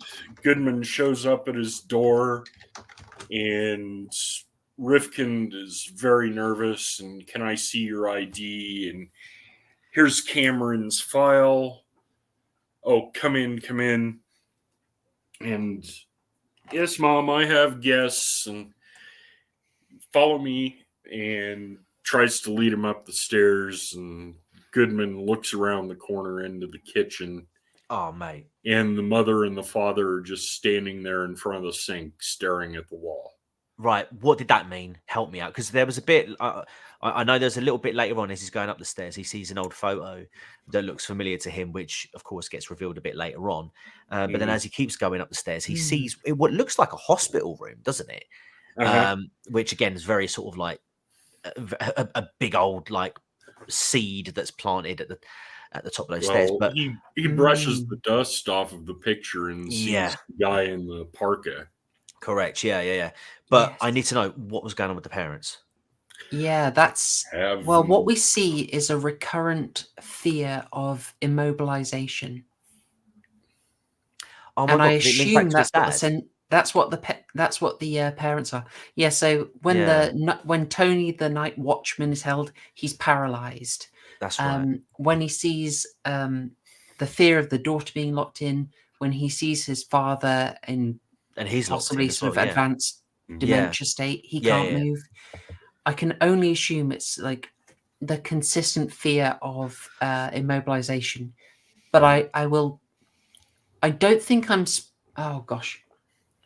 I'll risk it because I don't believe the play is still going, but there is an amazing moment in about this section of the play where the Goodman character is delivering a speech, and for about 2 seconds suddenly pauses and goes rigid like the parents, looking Oh, wow. upwards. And suddenly there's like this bright red light on him. And then he goes wow. back to normal. And I thought it was possibly trying to echo that moment. Right. Now, if you think of what we know at the end of the film, you can probably work out what was happening there in the real world. But Yeah. I think this moment with the parents is reflective of that. It's also just bloody creepy. Yeah. He continues up the stairs following Rifkind, and Goodman loses track of him and goes further to the top and hears a noise in the attic room. And Rifkind shows up behind him. Oh no, don't go in here. My room's down here. And who's above, Goodman who's asks upstairs. who's in there. Yeah. And you notice Simon eventually flips out and says, "There's no one upstairs." Kind of like, Yeah. you know, that I feel that's like a "there's no God upstairs." Yeah. Yeah. That's what I feel it was kind of hinting at. Yeah. And then they go into the bedroom, and Rifkin locks the door and bolts it. And, no, Mother, I have a meeting. And shh, they're still out there listening.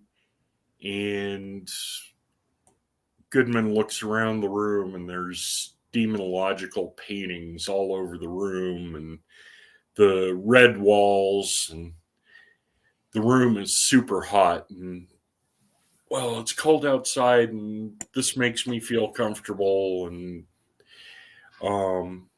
finally gets him to tell his story about Rifkind. Doesn't have a license, but takes his father's sports car. No. Let's rewind for a second, because we need to talk about the images on the wall. I mean, there's a lot of devil imagery. But perhaps the most frightening, disturbing picture on the wall is of Sooty and Sweep. The stuffed animals. Yeah. This is my comfort zone. Yeah. Bill knows how to have a bit of fun, you know. It's... I saw Sooty and Sweep live at Canberra Sands a few years ago. God. Oh, what a classic. Gotta love it. Anyway, Rifkin swipes his parents' car and takes it to a party, and he's driving home, and his parents are calling him. He's on a deserted country lane covered by trees. And they keep calling him, and the phone keeps dropping out. No, the cell dropped out, and I'm on my way home. And they start screaming at him, and it drops out again. And the phone rings again, and something drops, and he hits it with his car. And he stops and gets out. Are you okay? Are you okay? He looks back, and there's this white goat thing that he hit. And he freaks out, gets in the car, drives off, and the car starts dying, almost like it's a UFO type thing where the electronics go crazy and the car stops. And he gets out of the car searching for a cell signal, and he calls up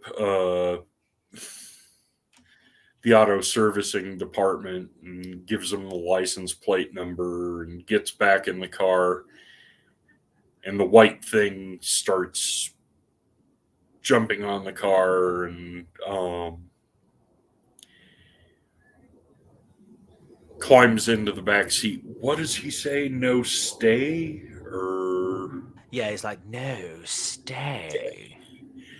And he freaks out, gets out of the car, jumps the stile on the fence, runs into the forest, and gets subsumed by a tree. And for about 2 seconds, it fades to daylight, and Goodman walks out and inspects the fallen tree and the humanoid-shaped root ball. And we forgot to talk about him going and visiting his father. mentioned it briefly. I realize I've missed a whole bunch of images I saved for this.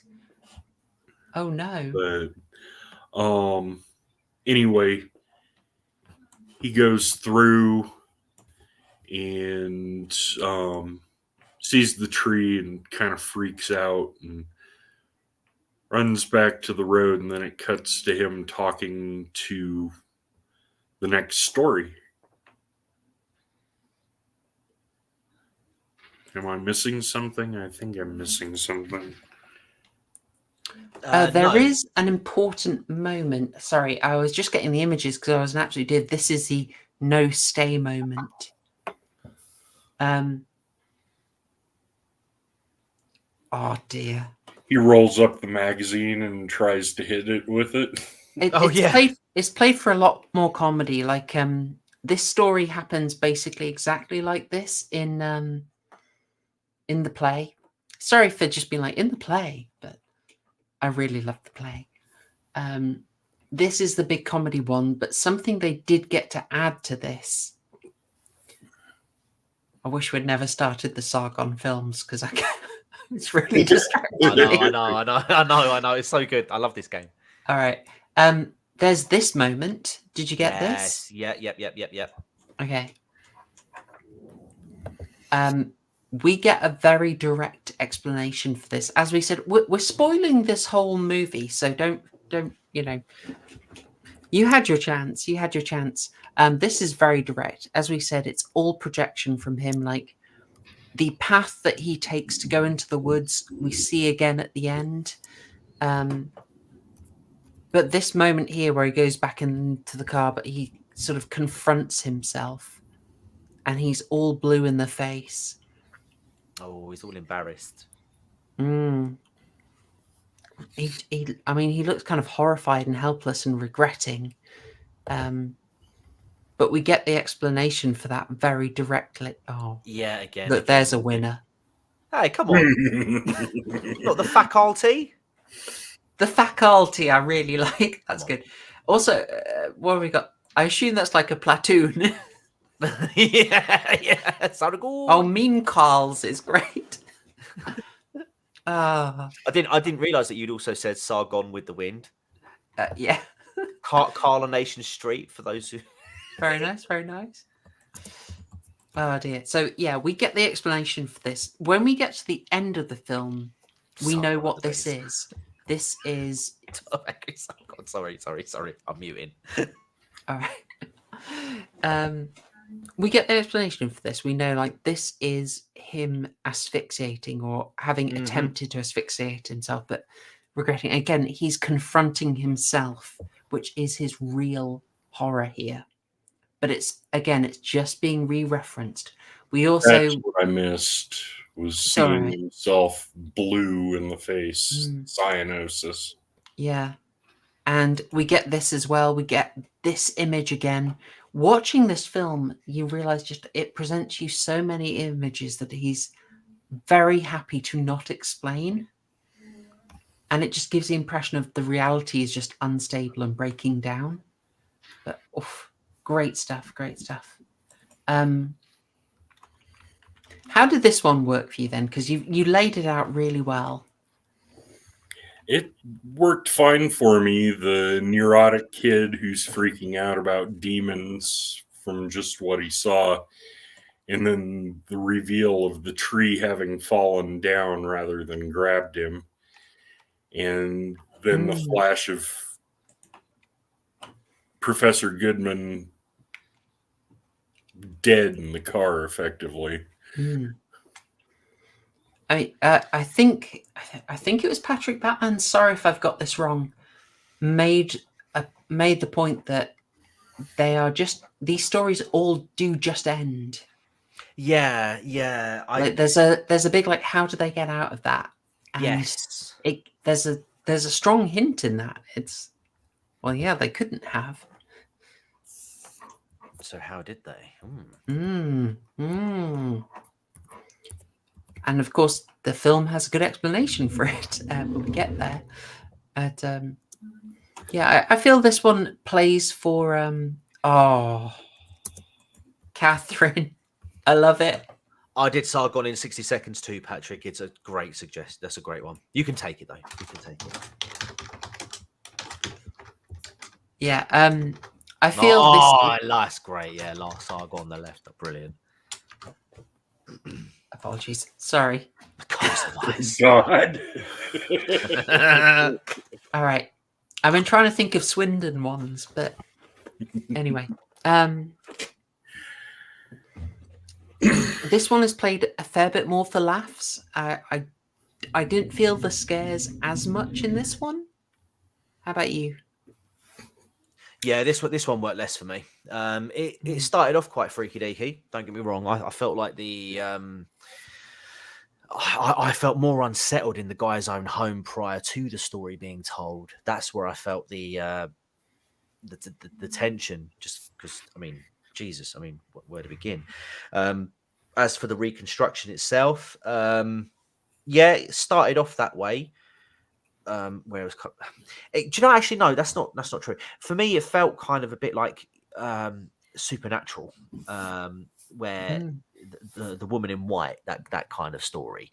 It felt like it was going to go down that road, and then obviously when they run over the goat man, I was a bit like, oh, okay, this one is a bit daft in comparison to the first one.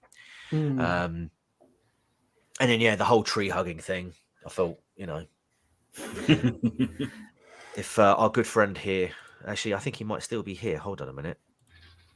So that one, guys, was telling us about how we should love thy neighbor and how we should protect the environment from climate change. And guys, as I say, I'm all about peace and love. But if you say one nice thing about Wendigoon, you best believe I'm going to make a 3.5 hour video slandering you and mischaracterizing you, and then I'm going to cry like a little bitch when people call me out for that mischaracterization. But don't worry, I'm going to run away for a whole month, and I'll come back like nothing happened. Deleted the video. Thanks for your input, chat. Anyway. Yeah. Appreciate it. Yeah. It's no fault of Alex Lawther's performance. I just think it is a less scary one. Yeah, it weren't the best one. It landed a fair bit better on stage, but the scare was played very differently as well. Like the pacing was extremely different. It was I won't say much more, but you know. Yeah. I don't think it's as deep. It's sort of continued to lay groundwork. And for me, the most interesting stuff happened in the house with all the little hints and the quick flash of someone in scrubs upstairs. Yeah. Also, just the fact that when the parents are knocking on the door, like he knows they're there, but how would you know? Like it doesn't look like there's enough of a gap at the bottom of the door for it to like create a shadow, like a tellable shadow. And he was just sort of, that just after he's like, I'm talking, mother, and then you just hear, leave me alone, mother. It's like, oh my god, just go away. You know. I was guessing like on some level. Do you remember? He's still asking about the room upstairs, and what's his name? Simon says, opens the door, and it's all dark and scary outside. It's like, do you want to go out? Yeah.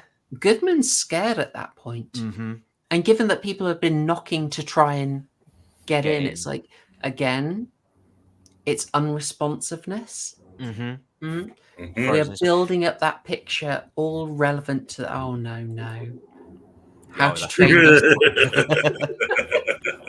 I also really liked Gone in 60 Swims. Yeah, I like that one too. Saigon Nights. Oh dear. Terrible. Must not. Okay, I've got to move us on. Oh, I should never start it. Right. The final official story, of course. We should say, like, this is a horror anthology, so there are certain horror anthology tracks. Oh, I managed to kick my tower there. If I get yeeted, remember me. Oh, it's not happy. Sorry if you can hear that. This is a horror anthology structure, and we aren't getting the kind of most obvious innovation that we got in, say, the Black Mirror episodes, where each of the stories gave you a crucial bit of information to understand the wraparound story. But we're not far off that, because each of them, I suppose it is kind of the same thing, actually. It's not so much information, but it's giving you hints about the story. I don't know if I'm explaining that well. So, you could still, you could kind of have the wraparound on its own, but each of the individual ones directly makes it richer and interacts with it a lot more.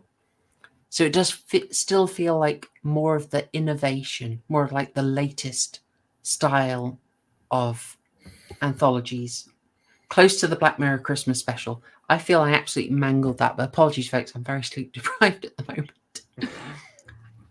And just like compare it to, I don't know, like Asylum from 1970s, where it's like the wraparound is a way of delivering the individual stories, but those individual stories could just be swapped in and out. But it's whereas in this one, each of them does give you crucial information about the wraparound story. Hopefully that made sense. If it did, gosh, breaking through my very idiosyncratic way of speaking. All right, I will move us on to the final story here. What was his darn name? Martin Freeman.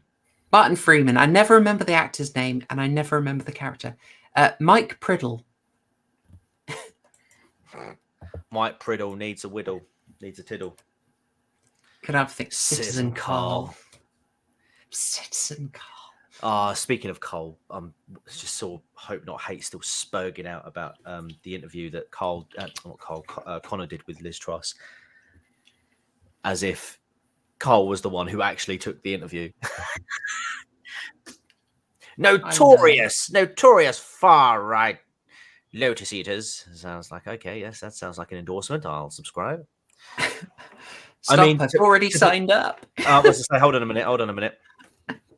Hold on. Oh. Actually, guys, you are far right, because Proper Horror Show has appeared on notorious far right news outlet Lotus Eaters with Carl Benjamin, who said that he wouldn't sexually assault a woman, which is completely egregious in my book. I'm going to go away now before I get in more trouble. Anyway, have I made Carl far right by association? Because they upgraded him. Now he's extreme far right. That's right. Oh man. All right. Well, shall I take us through this one? Even though I fear I've completely lost my ability to talk and I've drained all my water. Before you do, I just want to say that that vest that he's wearing really reminds me of Rupert the Bear. Please tell me that's connected. Well, Rupert there would be his trousers. Oh yeah, no, good point. Yeah, because it was a red sweater, wasn't it? Yeah. Yeah. Americans baffled by the Rupert the Bear reference. Yeah. Sorry, guys, you're gonna have to look that one up, along with Super Ted and Spotty. While you're Super Ted, yes. It's a different world, man. It's a different world. Before we even start going down that road, right, of covering this, I have to tell you this story about Super Ted. So. Oh, I'm here for it. Go on. Right. So my nan had recently been on holiday. Right. And I say recently, this was like when we were like kids. She'd been on holiday, and she bought my younger brother a copy of like a video of Super Ted, like 3 episodes. We had like a whole bunch of them anyway from my other nan, but my other nan wanted to join in on the fun, and so she bought this video for us to watch, and it was great. We put it in. I should have said that she was in Wales at the time on holiday, and the video that she actually bought of Super Ted was a Welsh dubbed version of it. And to this day, right, I do not know what they said, but the only thing I can ever recall that I could make out was just Pabol e Dotia. I don't know what that means.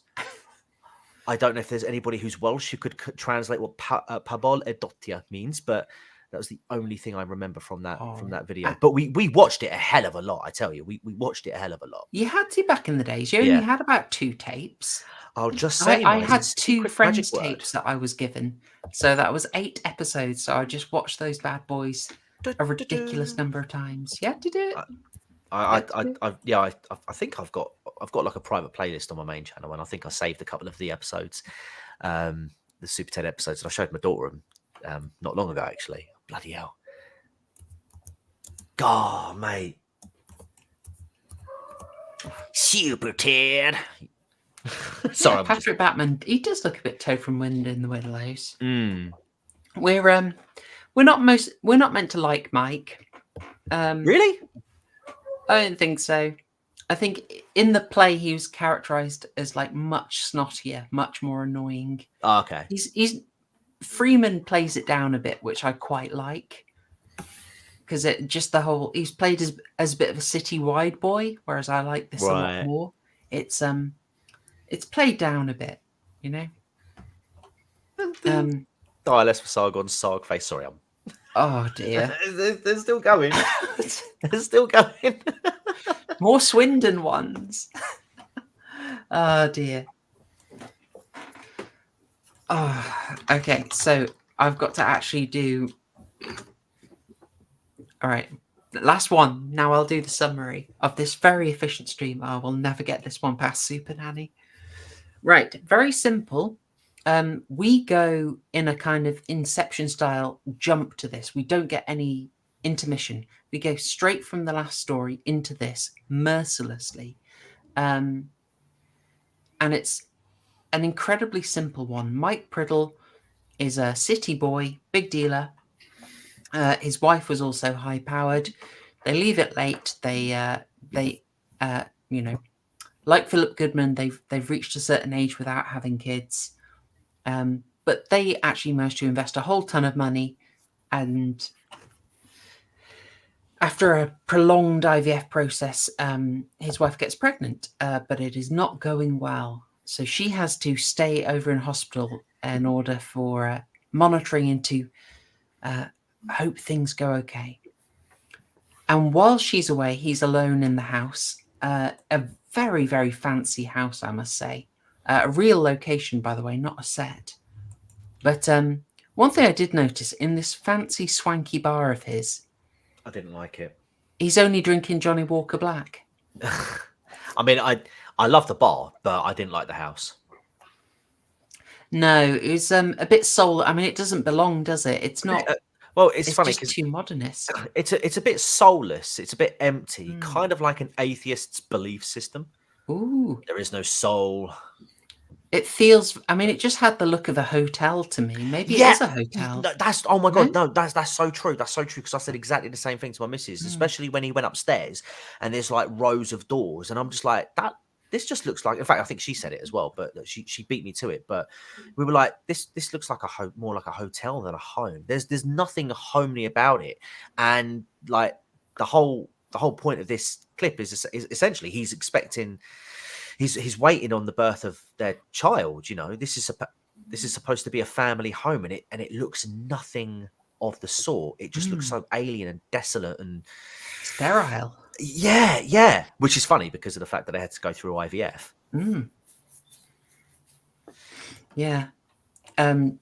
So he's in the room, and they've got a little doll waiting in the pram, waiting for everything. It's all looking fancy. All looking very new, unused. It's the best you could get, but it doesn't look loved. It doesn't look, loved or used. But in the pram is a little girl doll wearing a very familiar yellow dress, very reminiscent. So we're already getting a little secondhand spookage from the first story because of that. Yep. And we see a little light poltergeist shenanigans. Nothing too big. And then Mike gets news that there have been further complications. The wife has to stay over longer. And so he stays, he buries himself in his work, it gets dark, and then he starts to get a weird sense. He walks around the dark house, and he's once again drawn to the nursery. And suddenly it goes extremely cold. He sees it goes a bit blurry. He starts to see the sheets in the crib start to move, like they're a child in there fighting to get out. And it's all kept very blurry from us because we're focused on him. And then in the back of the room, he starts to see something much more solid, much more unmistakable. His wife, sort of with blood around her abdomen, suddenly appears, and then rapidly, I don't know what you call the effect, but she closes the distance incredibly quickly. Yeah. It's an effect I've seen a fair few times recently, sort of a new way of doing ghosts. She just screams at him, and he gets the news that the child was born, but ripped her in half. Yeah, ripped her in half, tore its way out. His wife did not survive, and he just knew. It's an odd one. And after recounting that story to Philip Goodman, after mocking him for being weak and a quitter, he then takes that shotgun, which he's been carrying around, and does something that Donut Operator would approve of. If he were happening to be a Haribo Starbucks enjoyer. Yes. Carl Benjamin Button. Right, that wins. That wins. Sargon Quixote. Okay. Oh, damn it. Swindon Island. Oh no. I mean, this is great for the analytics, I have to say. Jeez. The algorithm's going to love the amount of comments you're getting. Well, thank you. Oh dear. I mean, the stories are really breaking down at this point. The conceit of him investigating gets messed up. He's really freaked out. He's seeing the balaclava boy again. And he flees, and he ends up back at the cabin with... Oops. I'm just trying to find it. Sorry, I've got a really messed up order here now. Oh, dear. Where have I got it? Sorry, folks. He ends up back at the cabin with your boy. I'm just going to use this one, I'm afraid. With Charles Cameron. And he angrily tells him that all the cases have been investigated. They're all people just deluding, lying to themselves. None of it is real. I mean, shall we cut it off there, or should we go straight into the full? Because it kind of breaks down and goes fully into the finale at this point. Should we? It does. Maybe pause here briefly. It's up to you. I mean, if you want. Sorry, it keeps going. Teenage Mutant Lotus Eaters. Oh no. This, yeah. I mean, the end. It kind of did a bit of a late night with the devil kind of thing for me. This ending just went weird. I mean, it kind of. I suppose if you were to compare the two, it makes more sense than Late Night with the Devil. But do you know what? I was kind of hoping that they wouldn't go. There would have been some sort of rational explanation for it. My wife, again, I'm going to talk because she was like, I hope there's because she's a big Jonathan Creek fan. She likes it being explained. She likes like the rationale. A rational explanation for it. What was it she said? Oh yeah, it kind of went down the who shot JR route. That's a blast from the past. Yeah, she said it felt very much like a cop out, and I can agree with that I get it. I get it to an extent. You could say, yeah. I mean, it's ultimately, it's like, well, it was all a dream. So yeah, I mean, it makes sense. It makes more sense than what Late Night with the Devils did in terms of its ending. But I can understand why there would be disappointment if it's like, oh, actually, yeah, it was just a dream, or it's just full face reveal, and then him just shoving 2 fingers into the curtains and ripping a hole in space. That's where it just went wonky. Yeah. I'm still trying to find if I have an image of it, because I was sure I did. A Nightmare on I think I've Swinton stinged Street. you. I've stinged you on it. I'm sure I had a bit, because Patrick Batman's pointed out, yes, I do have it. There we go. All right. I'll say kind of quickly on this, though. I don't feel the Mike Priddle story is as interesting or noteworthy as the first one. But we are getting some things like the fear around childlessness, the sort of relative lack of success, all things that that Goodman would be sensitive about. It's sort of being rubbed in his face again. But the actual scares with the poltergeist stuff in the nursery, it didn't work for me as well. Yeah. So To they give were my kind of regular easy. refrain, it worked a lot better in the play. Without Yeah. spoiling how they do it differently, it works a lot better. This one, it was like one of the bits when like some of the babies, like the sort of like the pampering sort of stuff, like the little nappies and tills, when they were sort of like piled up on top of each other. It kind of reminded me of those, you know, those like little toy giraffes where if you push the bottom, it collapses, and then if you like pull out the bottom, it'll sort of stand straight back up again. It reminded me of like that, and I wouldn't be surprised if that's how they did it. Just someone holding it down, and then they pull the thing up, and it just stood straight back up. But for me, the first one was the most effective. I wasn't really like hiding behind a blanket sort of with this one or the second one, to be honest. Yeah, the first one was the spookiest. The second one, I liked it just because of the goat man thing. That's one of my favorite cryptids, is the goat man and the weirdness that comes along with that. This third one kind of took me off guard, especially him turning around and just shooting. Oh yeah. Yeah, it's the thing with this one. I think the reason we don't connect to it as much is the house feels very sterile, so it doesn't have that. I just don't feel I connect to it as a scary place. It just feels very sterile. Whereas the sort of alone in the woods or spooky building, I can get that. Whereas the setting for that house, not so much. And I don't feel we were able to connect to Priddle. I don't think he's as likable. I don't get as strong a sense of him as someone I can connect to, someone with vulnerabilities like I do with either Tony or with Simon. Well, that laugh just threw me off every time. Yeah, I think we're not meant to like him as much. So for those reasons, this one didn't hit me as hard.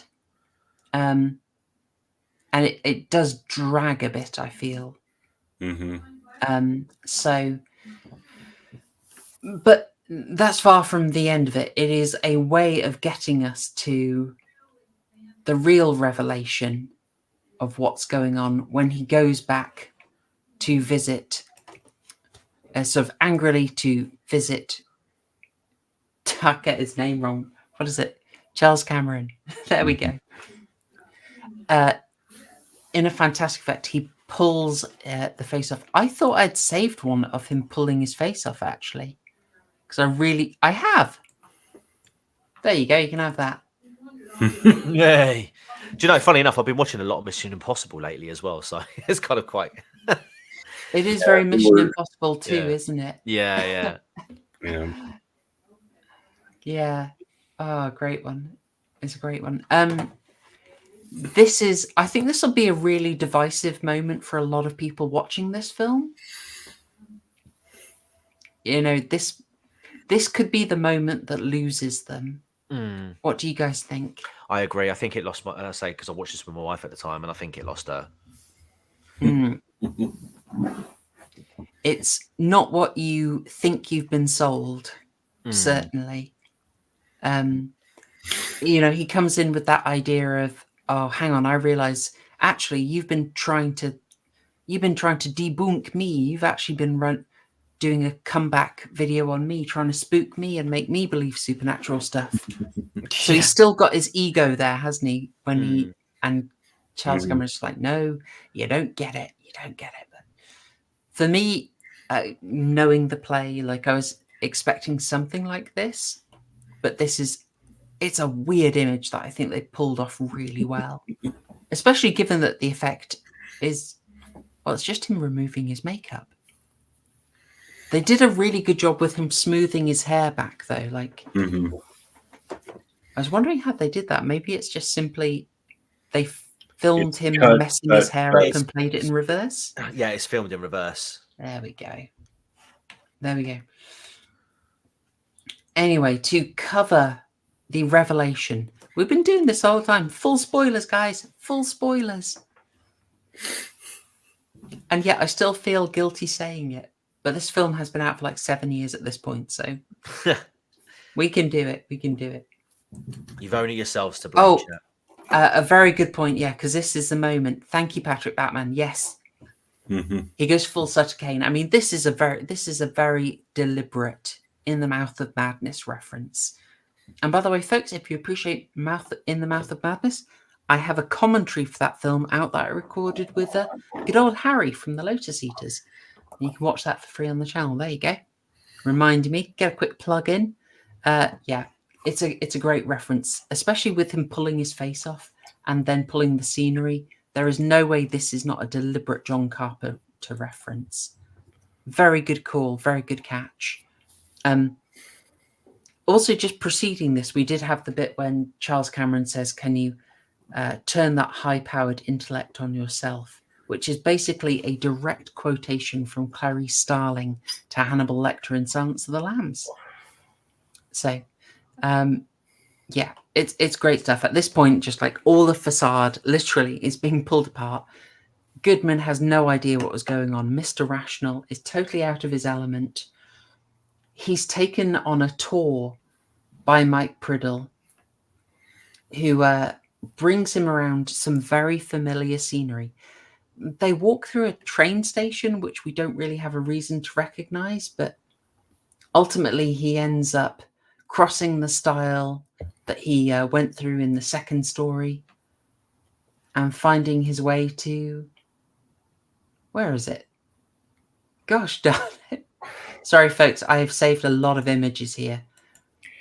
The drainage tunnel and the brick wall. Here we go. That was in the picture in the second story. Exactly. Yep. A tunnel like we saw on the sign for the pub, the 10th number.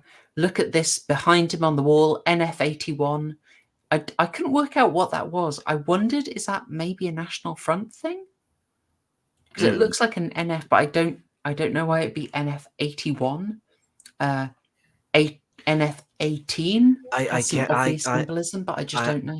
I can confirm that yes, it is. I have no evidence to base that conclusion on it, but the letters NF are featured in the words National Front, so therefore it would be National Front. And also, I think there's at least 81 members of the National Front. So there we go.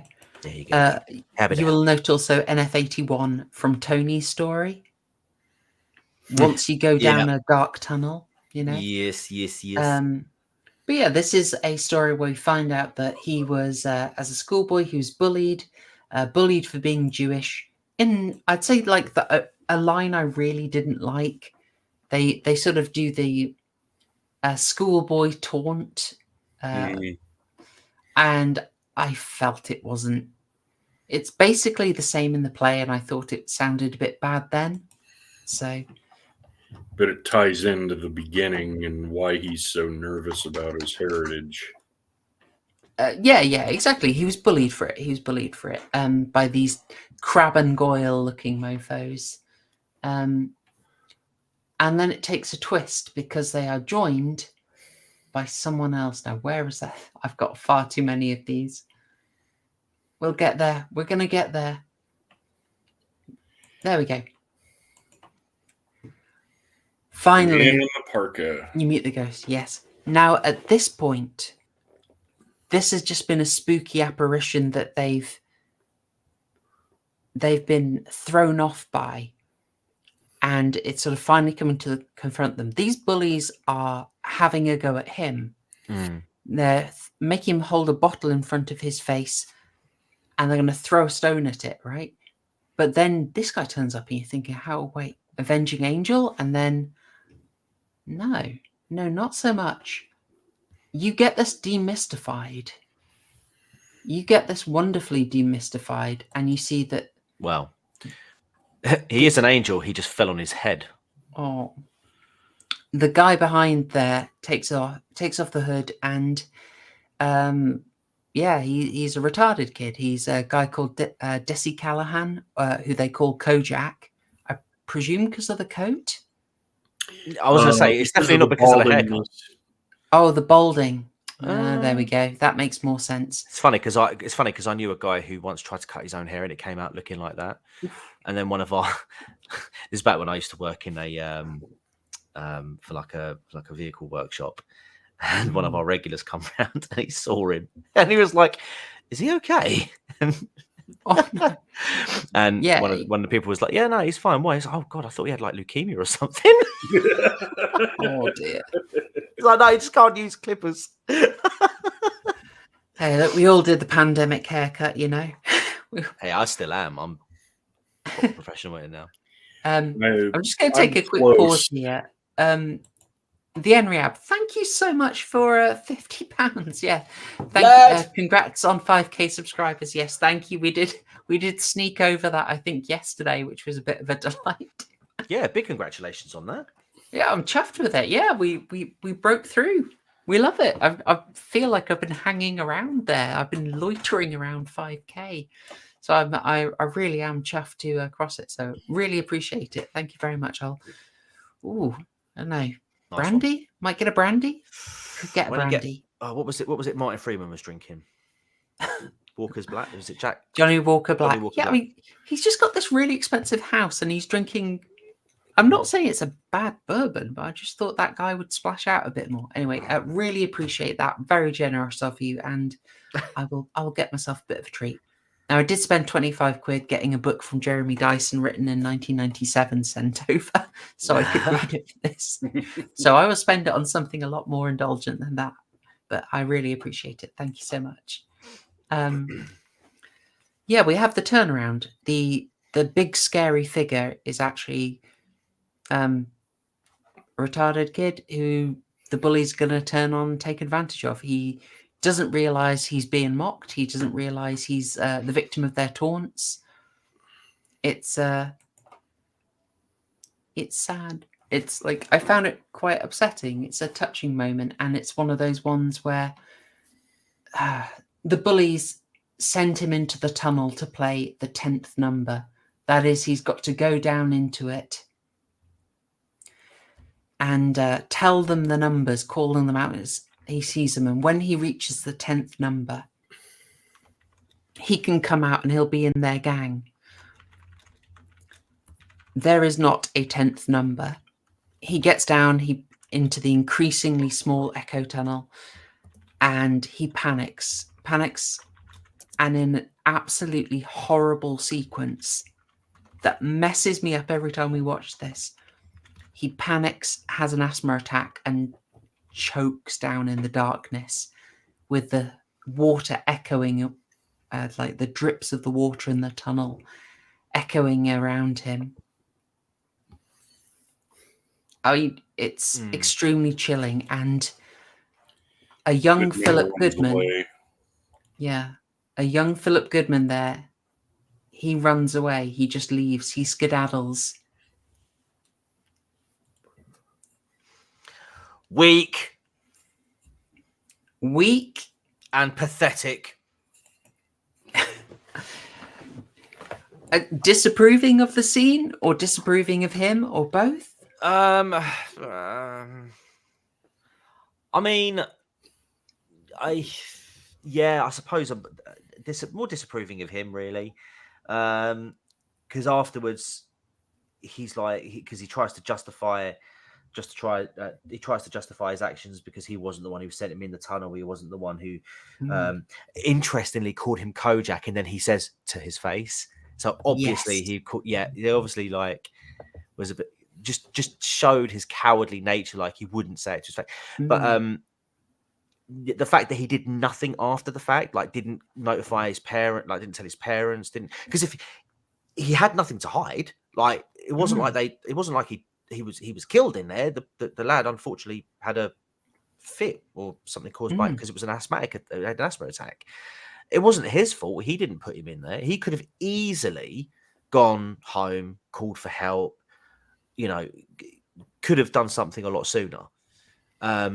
So while I don't think obviously he's as culpable as the two lads that egged him on to go in there in the first place, like he does shoulder some of the responsibility because he didn't do anything after the fact. Oh, definitely. He could have tried something. He really could have.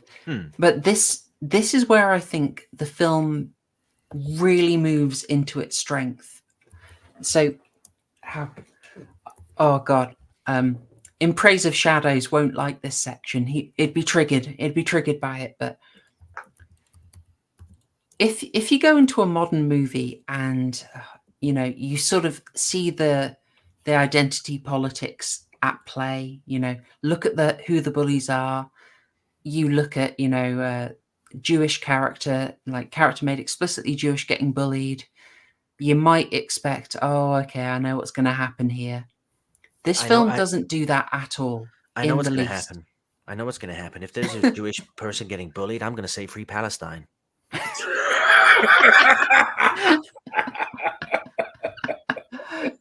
Oh gosh. Oh dear. Yes, he would have now. Sorry, I haven't updated my software on this. You might expect it's some kind of typical victim story. This film 100% doesn't do that. What it does is have a character maybe do, getting risky here, doing the kind of analytical practice that would be characteristic of that character, like the kind of thing that is played up a lot. And it's showing that sort of analytical nature as not a positive thing. Basically, they show Philip Goodman up as using his big old brain to rationalize an excuse for why he was okay and why it didn't matter. And it's a really unconventional thing to do. It's really brave. It is not mainstream. It's not any kind of modern day identity politics. It's just great, I think.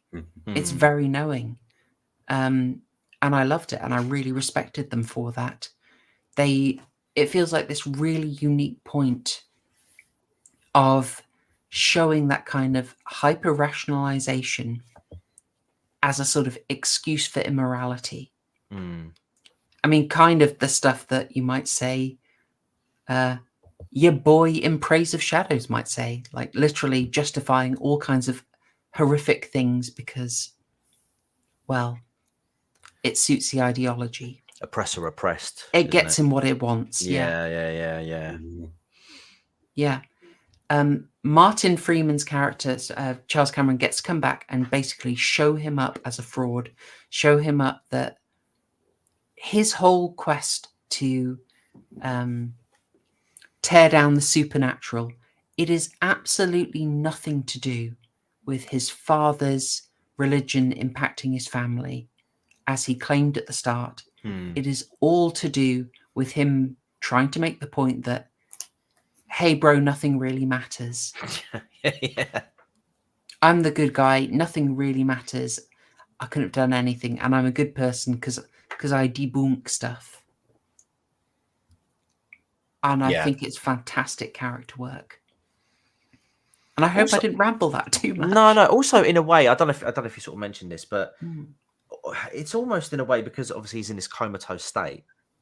Mm. It's almost like his mind is trying to almost de-rationalize the rational part of his brain, if that makes sense, because obviously he spent much of his life being a rational thinker and denying the existence of a god or any sort of supernatural entities. Now he's at the end of his own life. It's almost like perhaps the experience that he goes through in the film is his way of trying to unravel all of that, to try and get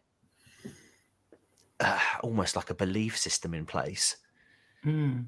I could probably word it a lot better, but yeah, essentially he's just trying to deconstruct his own way of thinking, his own beliefs, to something that might be a little bit more everlasting, even if it is eternal evil.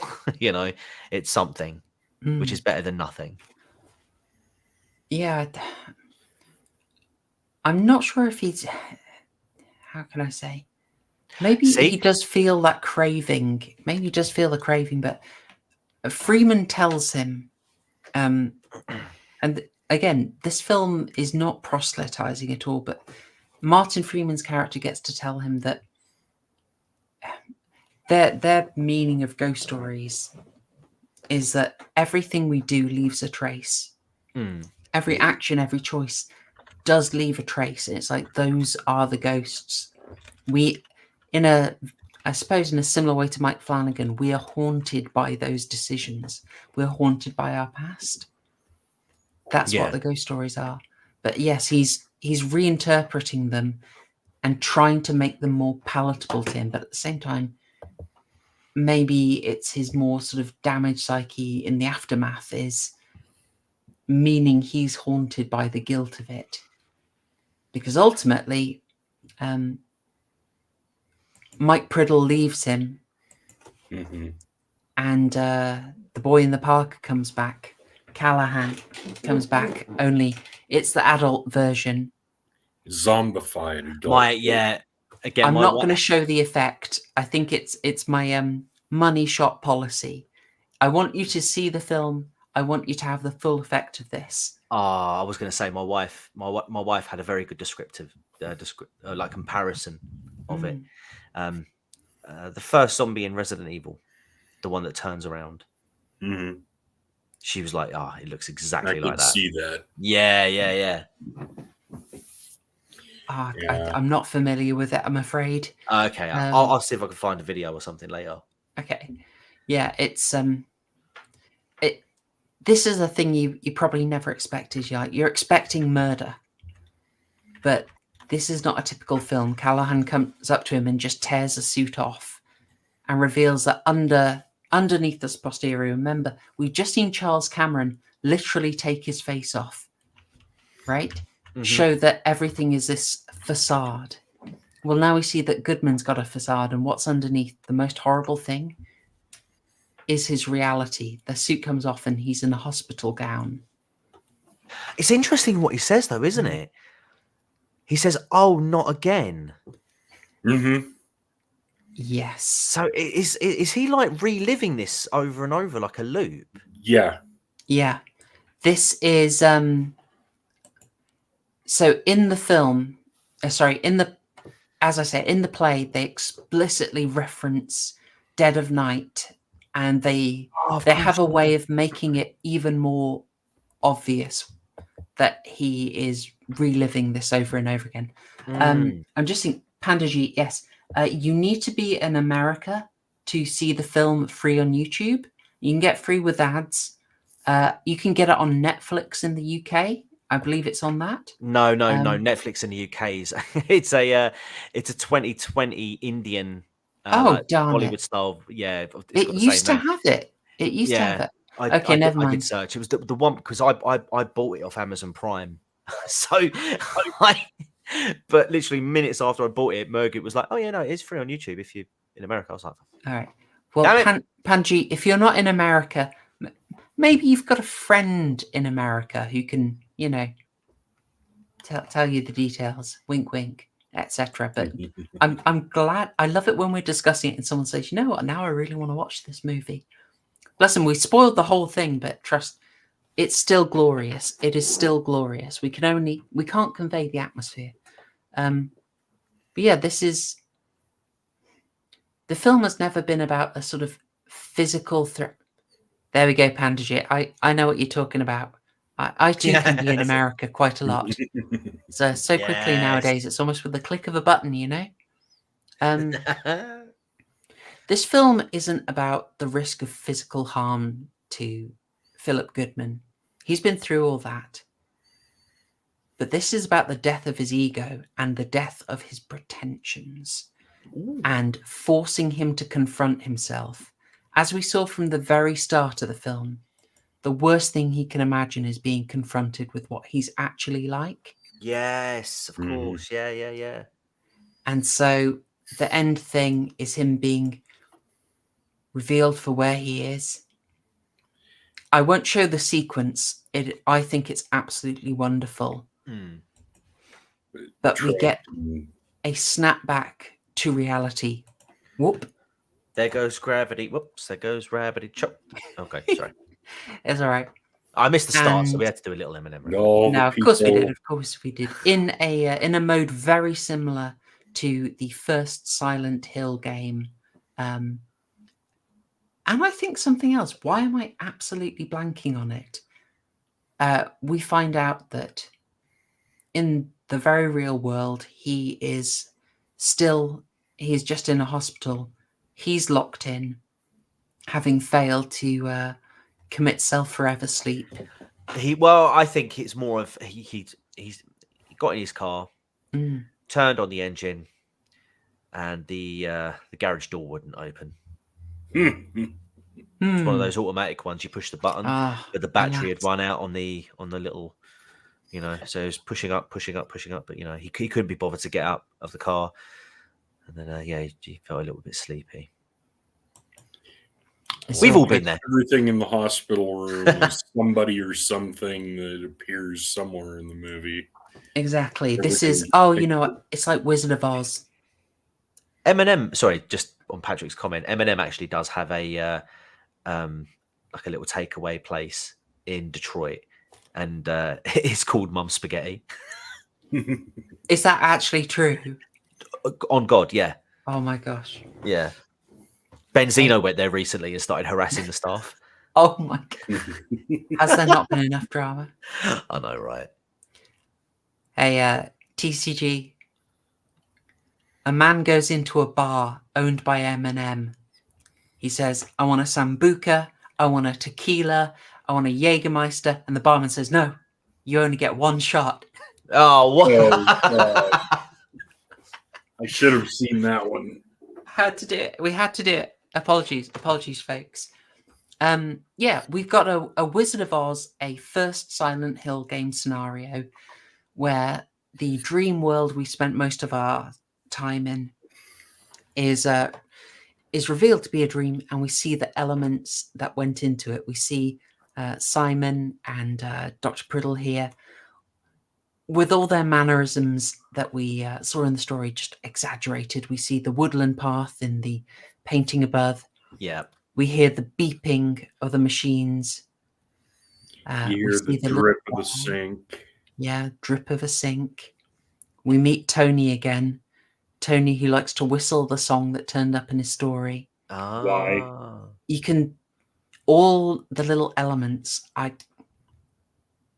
do a minor spoiler. I'll do a minor spoiler from the play because it was so good. Earlier on during Tony's story in the theater, they actually pump out a little bit of like bleach smell. Oh, and you're like, hang on. Oh, I get that. What's that? And then then the smell of hospital all of a sudden. Exactly. At the end, when they're in the hospital, they do it again. Wow. It's so good. Yeah.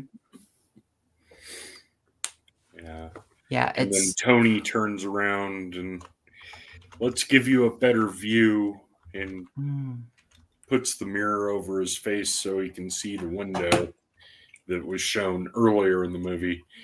This viewpoint we've kept returning to, 3 times over the course of the film, Mm-hmm. and we now understand it.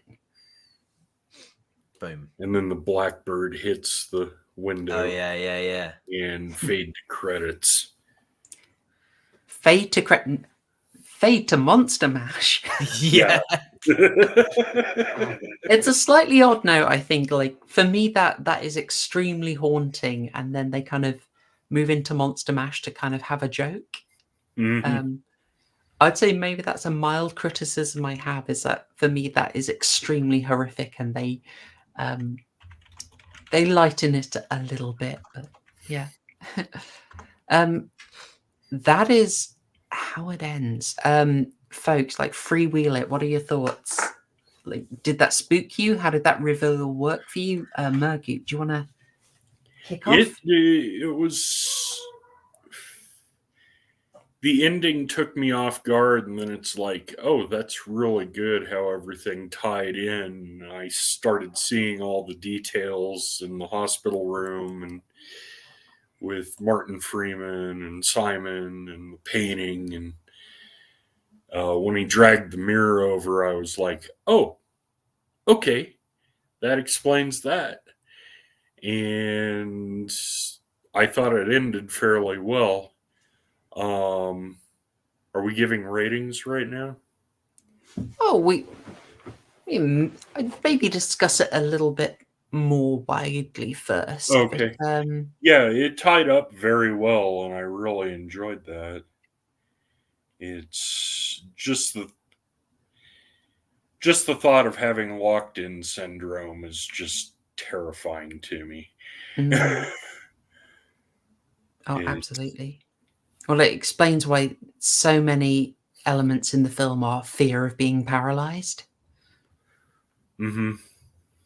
Like, from the very first spooky ghost we see is someone trapped in a bed, unable to really move, and just kind of wobbling with a almost vacant expression. So disturbing, so disturbing. Yeah, not great. Didn't like that at all. Ugh. The death of Kojak, I found that so nightmarish. Yeah. Yeah. I'm not a claustrophobe by any measure, but dying like that is terrifying. It just, for me, that just came out of nowhere. Like, he was sitting there, crawling in, like counting the number, reading out the numbers as he was doing, then all of a sudden just started like convulsing, and I was just sitting there like, okay, this is a bit random.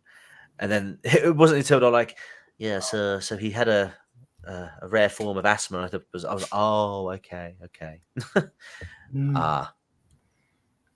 Makes sense. Yeah, makes sense.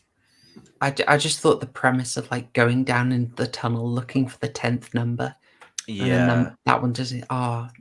Great scenario. I loved it. I really loved it. Especially when you've been so set up for it with like little bits of the imagery coming in throughout the film, whether it's like the little bag, the fine fair bag, or the dead bird. Like, it, you realize you've just seen it sort of bleeding into every scenario. The IV bags and the trailer just standing off in the corner. Yes. Wait, IV bags in the trailer standing off in the... as in echoing the hospital. Mm-hmm. Yeah, of course, absolutely. Like, there's so much of it.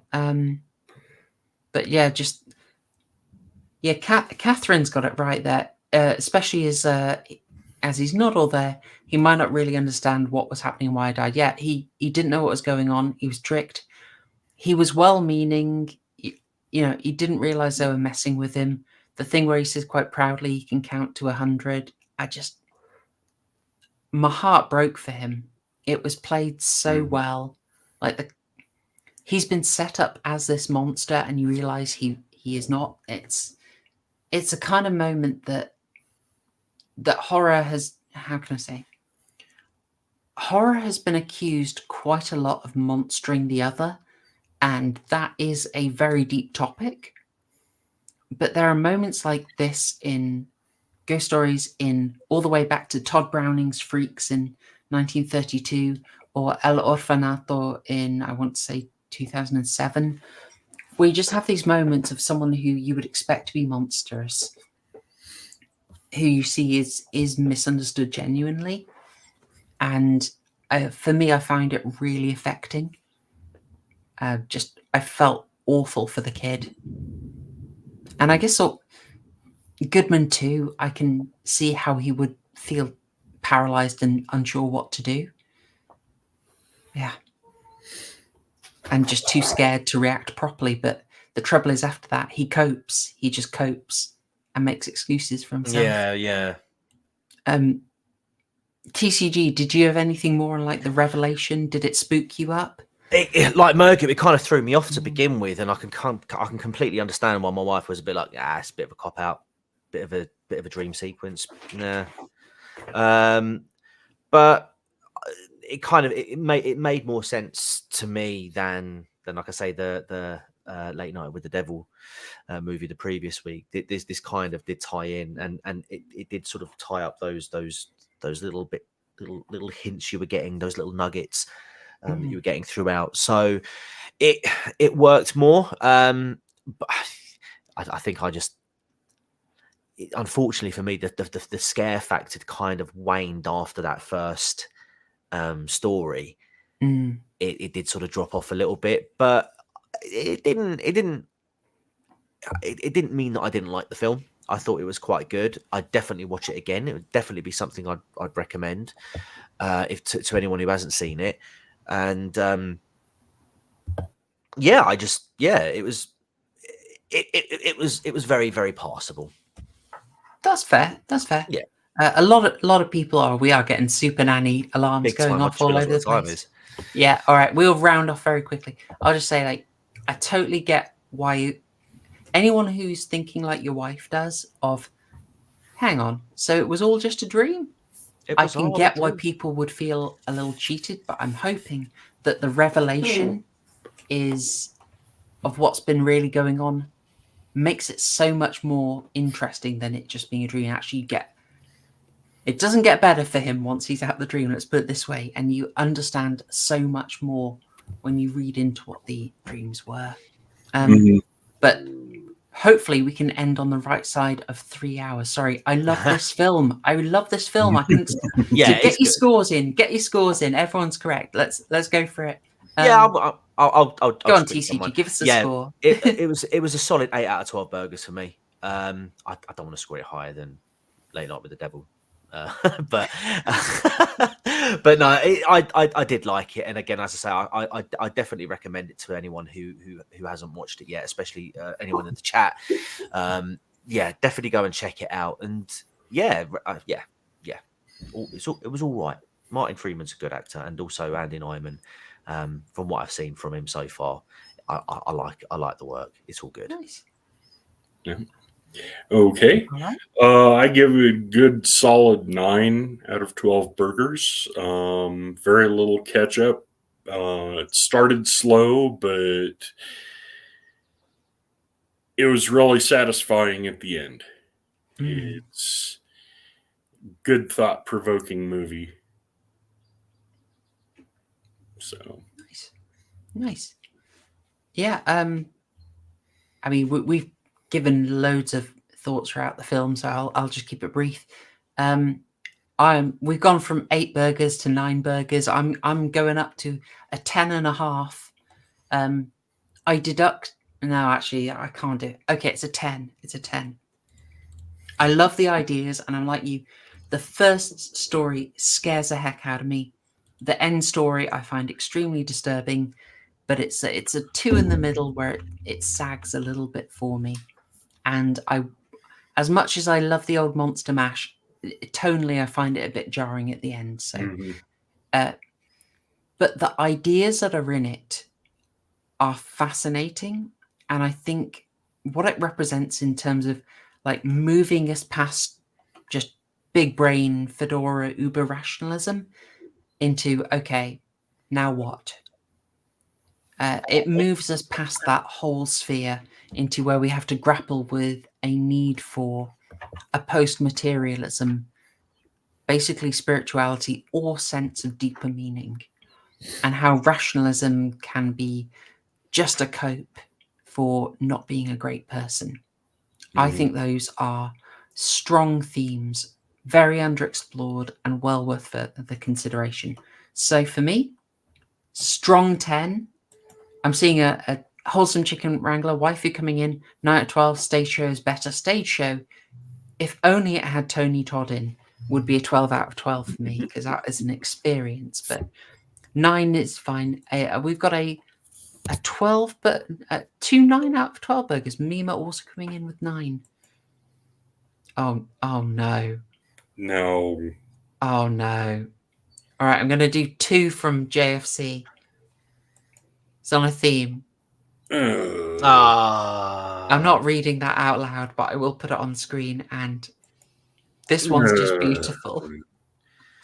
Jesus Christ. Damn it, Jesus fried Christ, come on. Dear. Yes. Yes, Panda Jeetsing, it is indeed, it's a portmanteau. I suppose I've always just called them anthologies, but yes, it's a portmanteau film, and well, yeah, that's the last one in our series. We move on beyond this, mostly because Jordan Peele's Twilight Zone was so terrible. I can't cover it. It's too terrible. Oh dear. So yeah, we have a 8, a 9, a 10, and everyone else seems to be in about that area. So I think that's grand.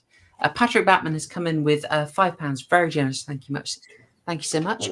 Asking, have I seen the trailer for Longlegs with Nicolas Cage? It's getting good hype. No, I haven't. I've not heard anything about that. No. I'll have a look. I'll look out for it. But no, I've never heard of that. And will I cover Exorcist 3, the theatrical cut, at some point? I would be happy to. That gets a lot of love, and I believe it was covered on Last Picture Shows, which was a special film festival online that I took part in last year. And that was by friend of the channel, Last Things. So I bought my own ticket for that, and I will look up the discussion on Exorcist 3. Because I don't think I've seen it. If I've seen it, I haven't seen it in a very long time. But yeah, I'd be very up for that. No, it's got a very interesting history. Let's see. Oh, Catherine. Catherine is asking, what about some old Twilight Zones? We started our anthology arc with the old Twilight Zone, and we actually did 2 streams on it. So if you go, you're going to have to go way back, but if you look in my video from January 2023, which is when we started our anthology arc, we've been going back long. You can find us covering a few Twilight Zones. And there is a bonus stream for members as well. Forgive rampant shilling, but if you join as a member, and you can do that for like £2, you can get a bonus Twilight Zone stream and a whole bunch of other bonus ones. I'm particularly fond of our one on Cat's Eye. I think that was a nice one. So yeah, Cat's Eye was fun. Yeah, don't worry, Catherine. We love a bit of Rod Serling round here. I have been up late when my daughter won't sleep. I pop on some Twilight Zone, some of the Serling classics. Can't get enough of them. And oh hey, Mr. Gently Benevolent dropping $5 saying have a supercar for good next year. Probably. I will. It's going to be so weird next time I have to see him. I'm going to be thinking of all these terrible film puns. I've got to convince him to cameo as well. Oh dear. See how that goes. Hey, if you do, we may be able to get some free promotion from Hope Not Hate. Oh dear. All right. Well, folks, we are well over time. We are in Super Nanny's bad books. My goodness, no end. So now I need to give you your horror homework, but you already know it. You know, it's the Lost Boys, which absolutely smashed the vote. So episode 150, we'll have a bit of fun and games to start with. Then we'll cover the Lost Boys. I can even tell you what's the week after if you want. The week after is The Dark and the Wicked from 2020. There you go. Nice. Double horror homework if you want to get ahead of the game. There you go. All right. So yeah, you've had a very long discussion on internet drama from an insane leftist. You've had a very long dissection of ghost stories, which I really enjoyed the contributions from. And you've got your horror homework for not just next week, but the week after. So there we go. Yes, JFC, there was a poll on my community chat. So you gotta look out for the community tabs. That's where I do the polling. And yeah, so I think at 3 hours for the stream, still not Army of the Dead, but you know. Yes. All right. So I will thank Mergoot and TCG very much. Thank As you. always. Yeah, I've chuffed it. You guys came to it fresh. You liked it. I'm chuffed. And so glad you managed to make it TCG after the tech fun. Oh yeah, I don't know if you mentioned it, but yeah, I didn't say no. my PC broke yesterday. My son, I thought my son told me it was 2 days ago. He then told me tonight it was yesterday. So I don't know what to believe. But yeah, in a nutshell, my PC died, and I had to scramble to get a new one. So I've officially upgraded. I've got one now, which I think might be able to do more than one thing at once. It tells me I can play. It tells me I can play good games on it. So it's a gaming PC. So it tells me I can do things. So I might test it, but I've got to get all my settings straight again on OBS and Audacity and all that stuff. But yeah, it literally came at about 7 o'clock this evening. So I had like an hour to put it together, as well as sort the kids out and all that jazz. So yeah, no, appreciate your patience. Thank you. No worries. As I said, we bumped this stream because this is the end of the anthology arc, and I wasn't going to do it without you both. Oh, bless. All right, we're getting soppy. We'll sign off. Thank you again so much, Mergoot TG. Love this stuff. And Mergoot, actually, especially for being here for the whole anthology series. So special thanks to you for that. Had a great time. Round of applause in the chat, guys. Yeah. Absolutely. Absolutely. And chat, you've been fab as well. You've been posting so many Sargon films. That's been a hoot.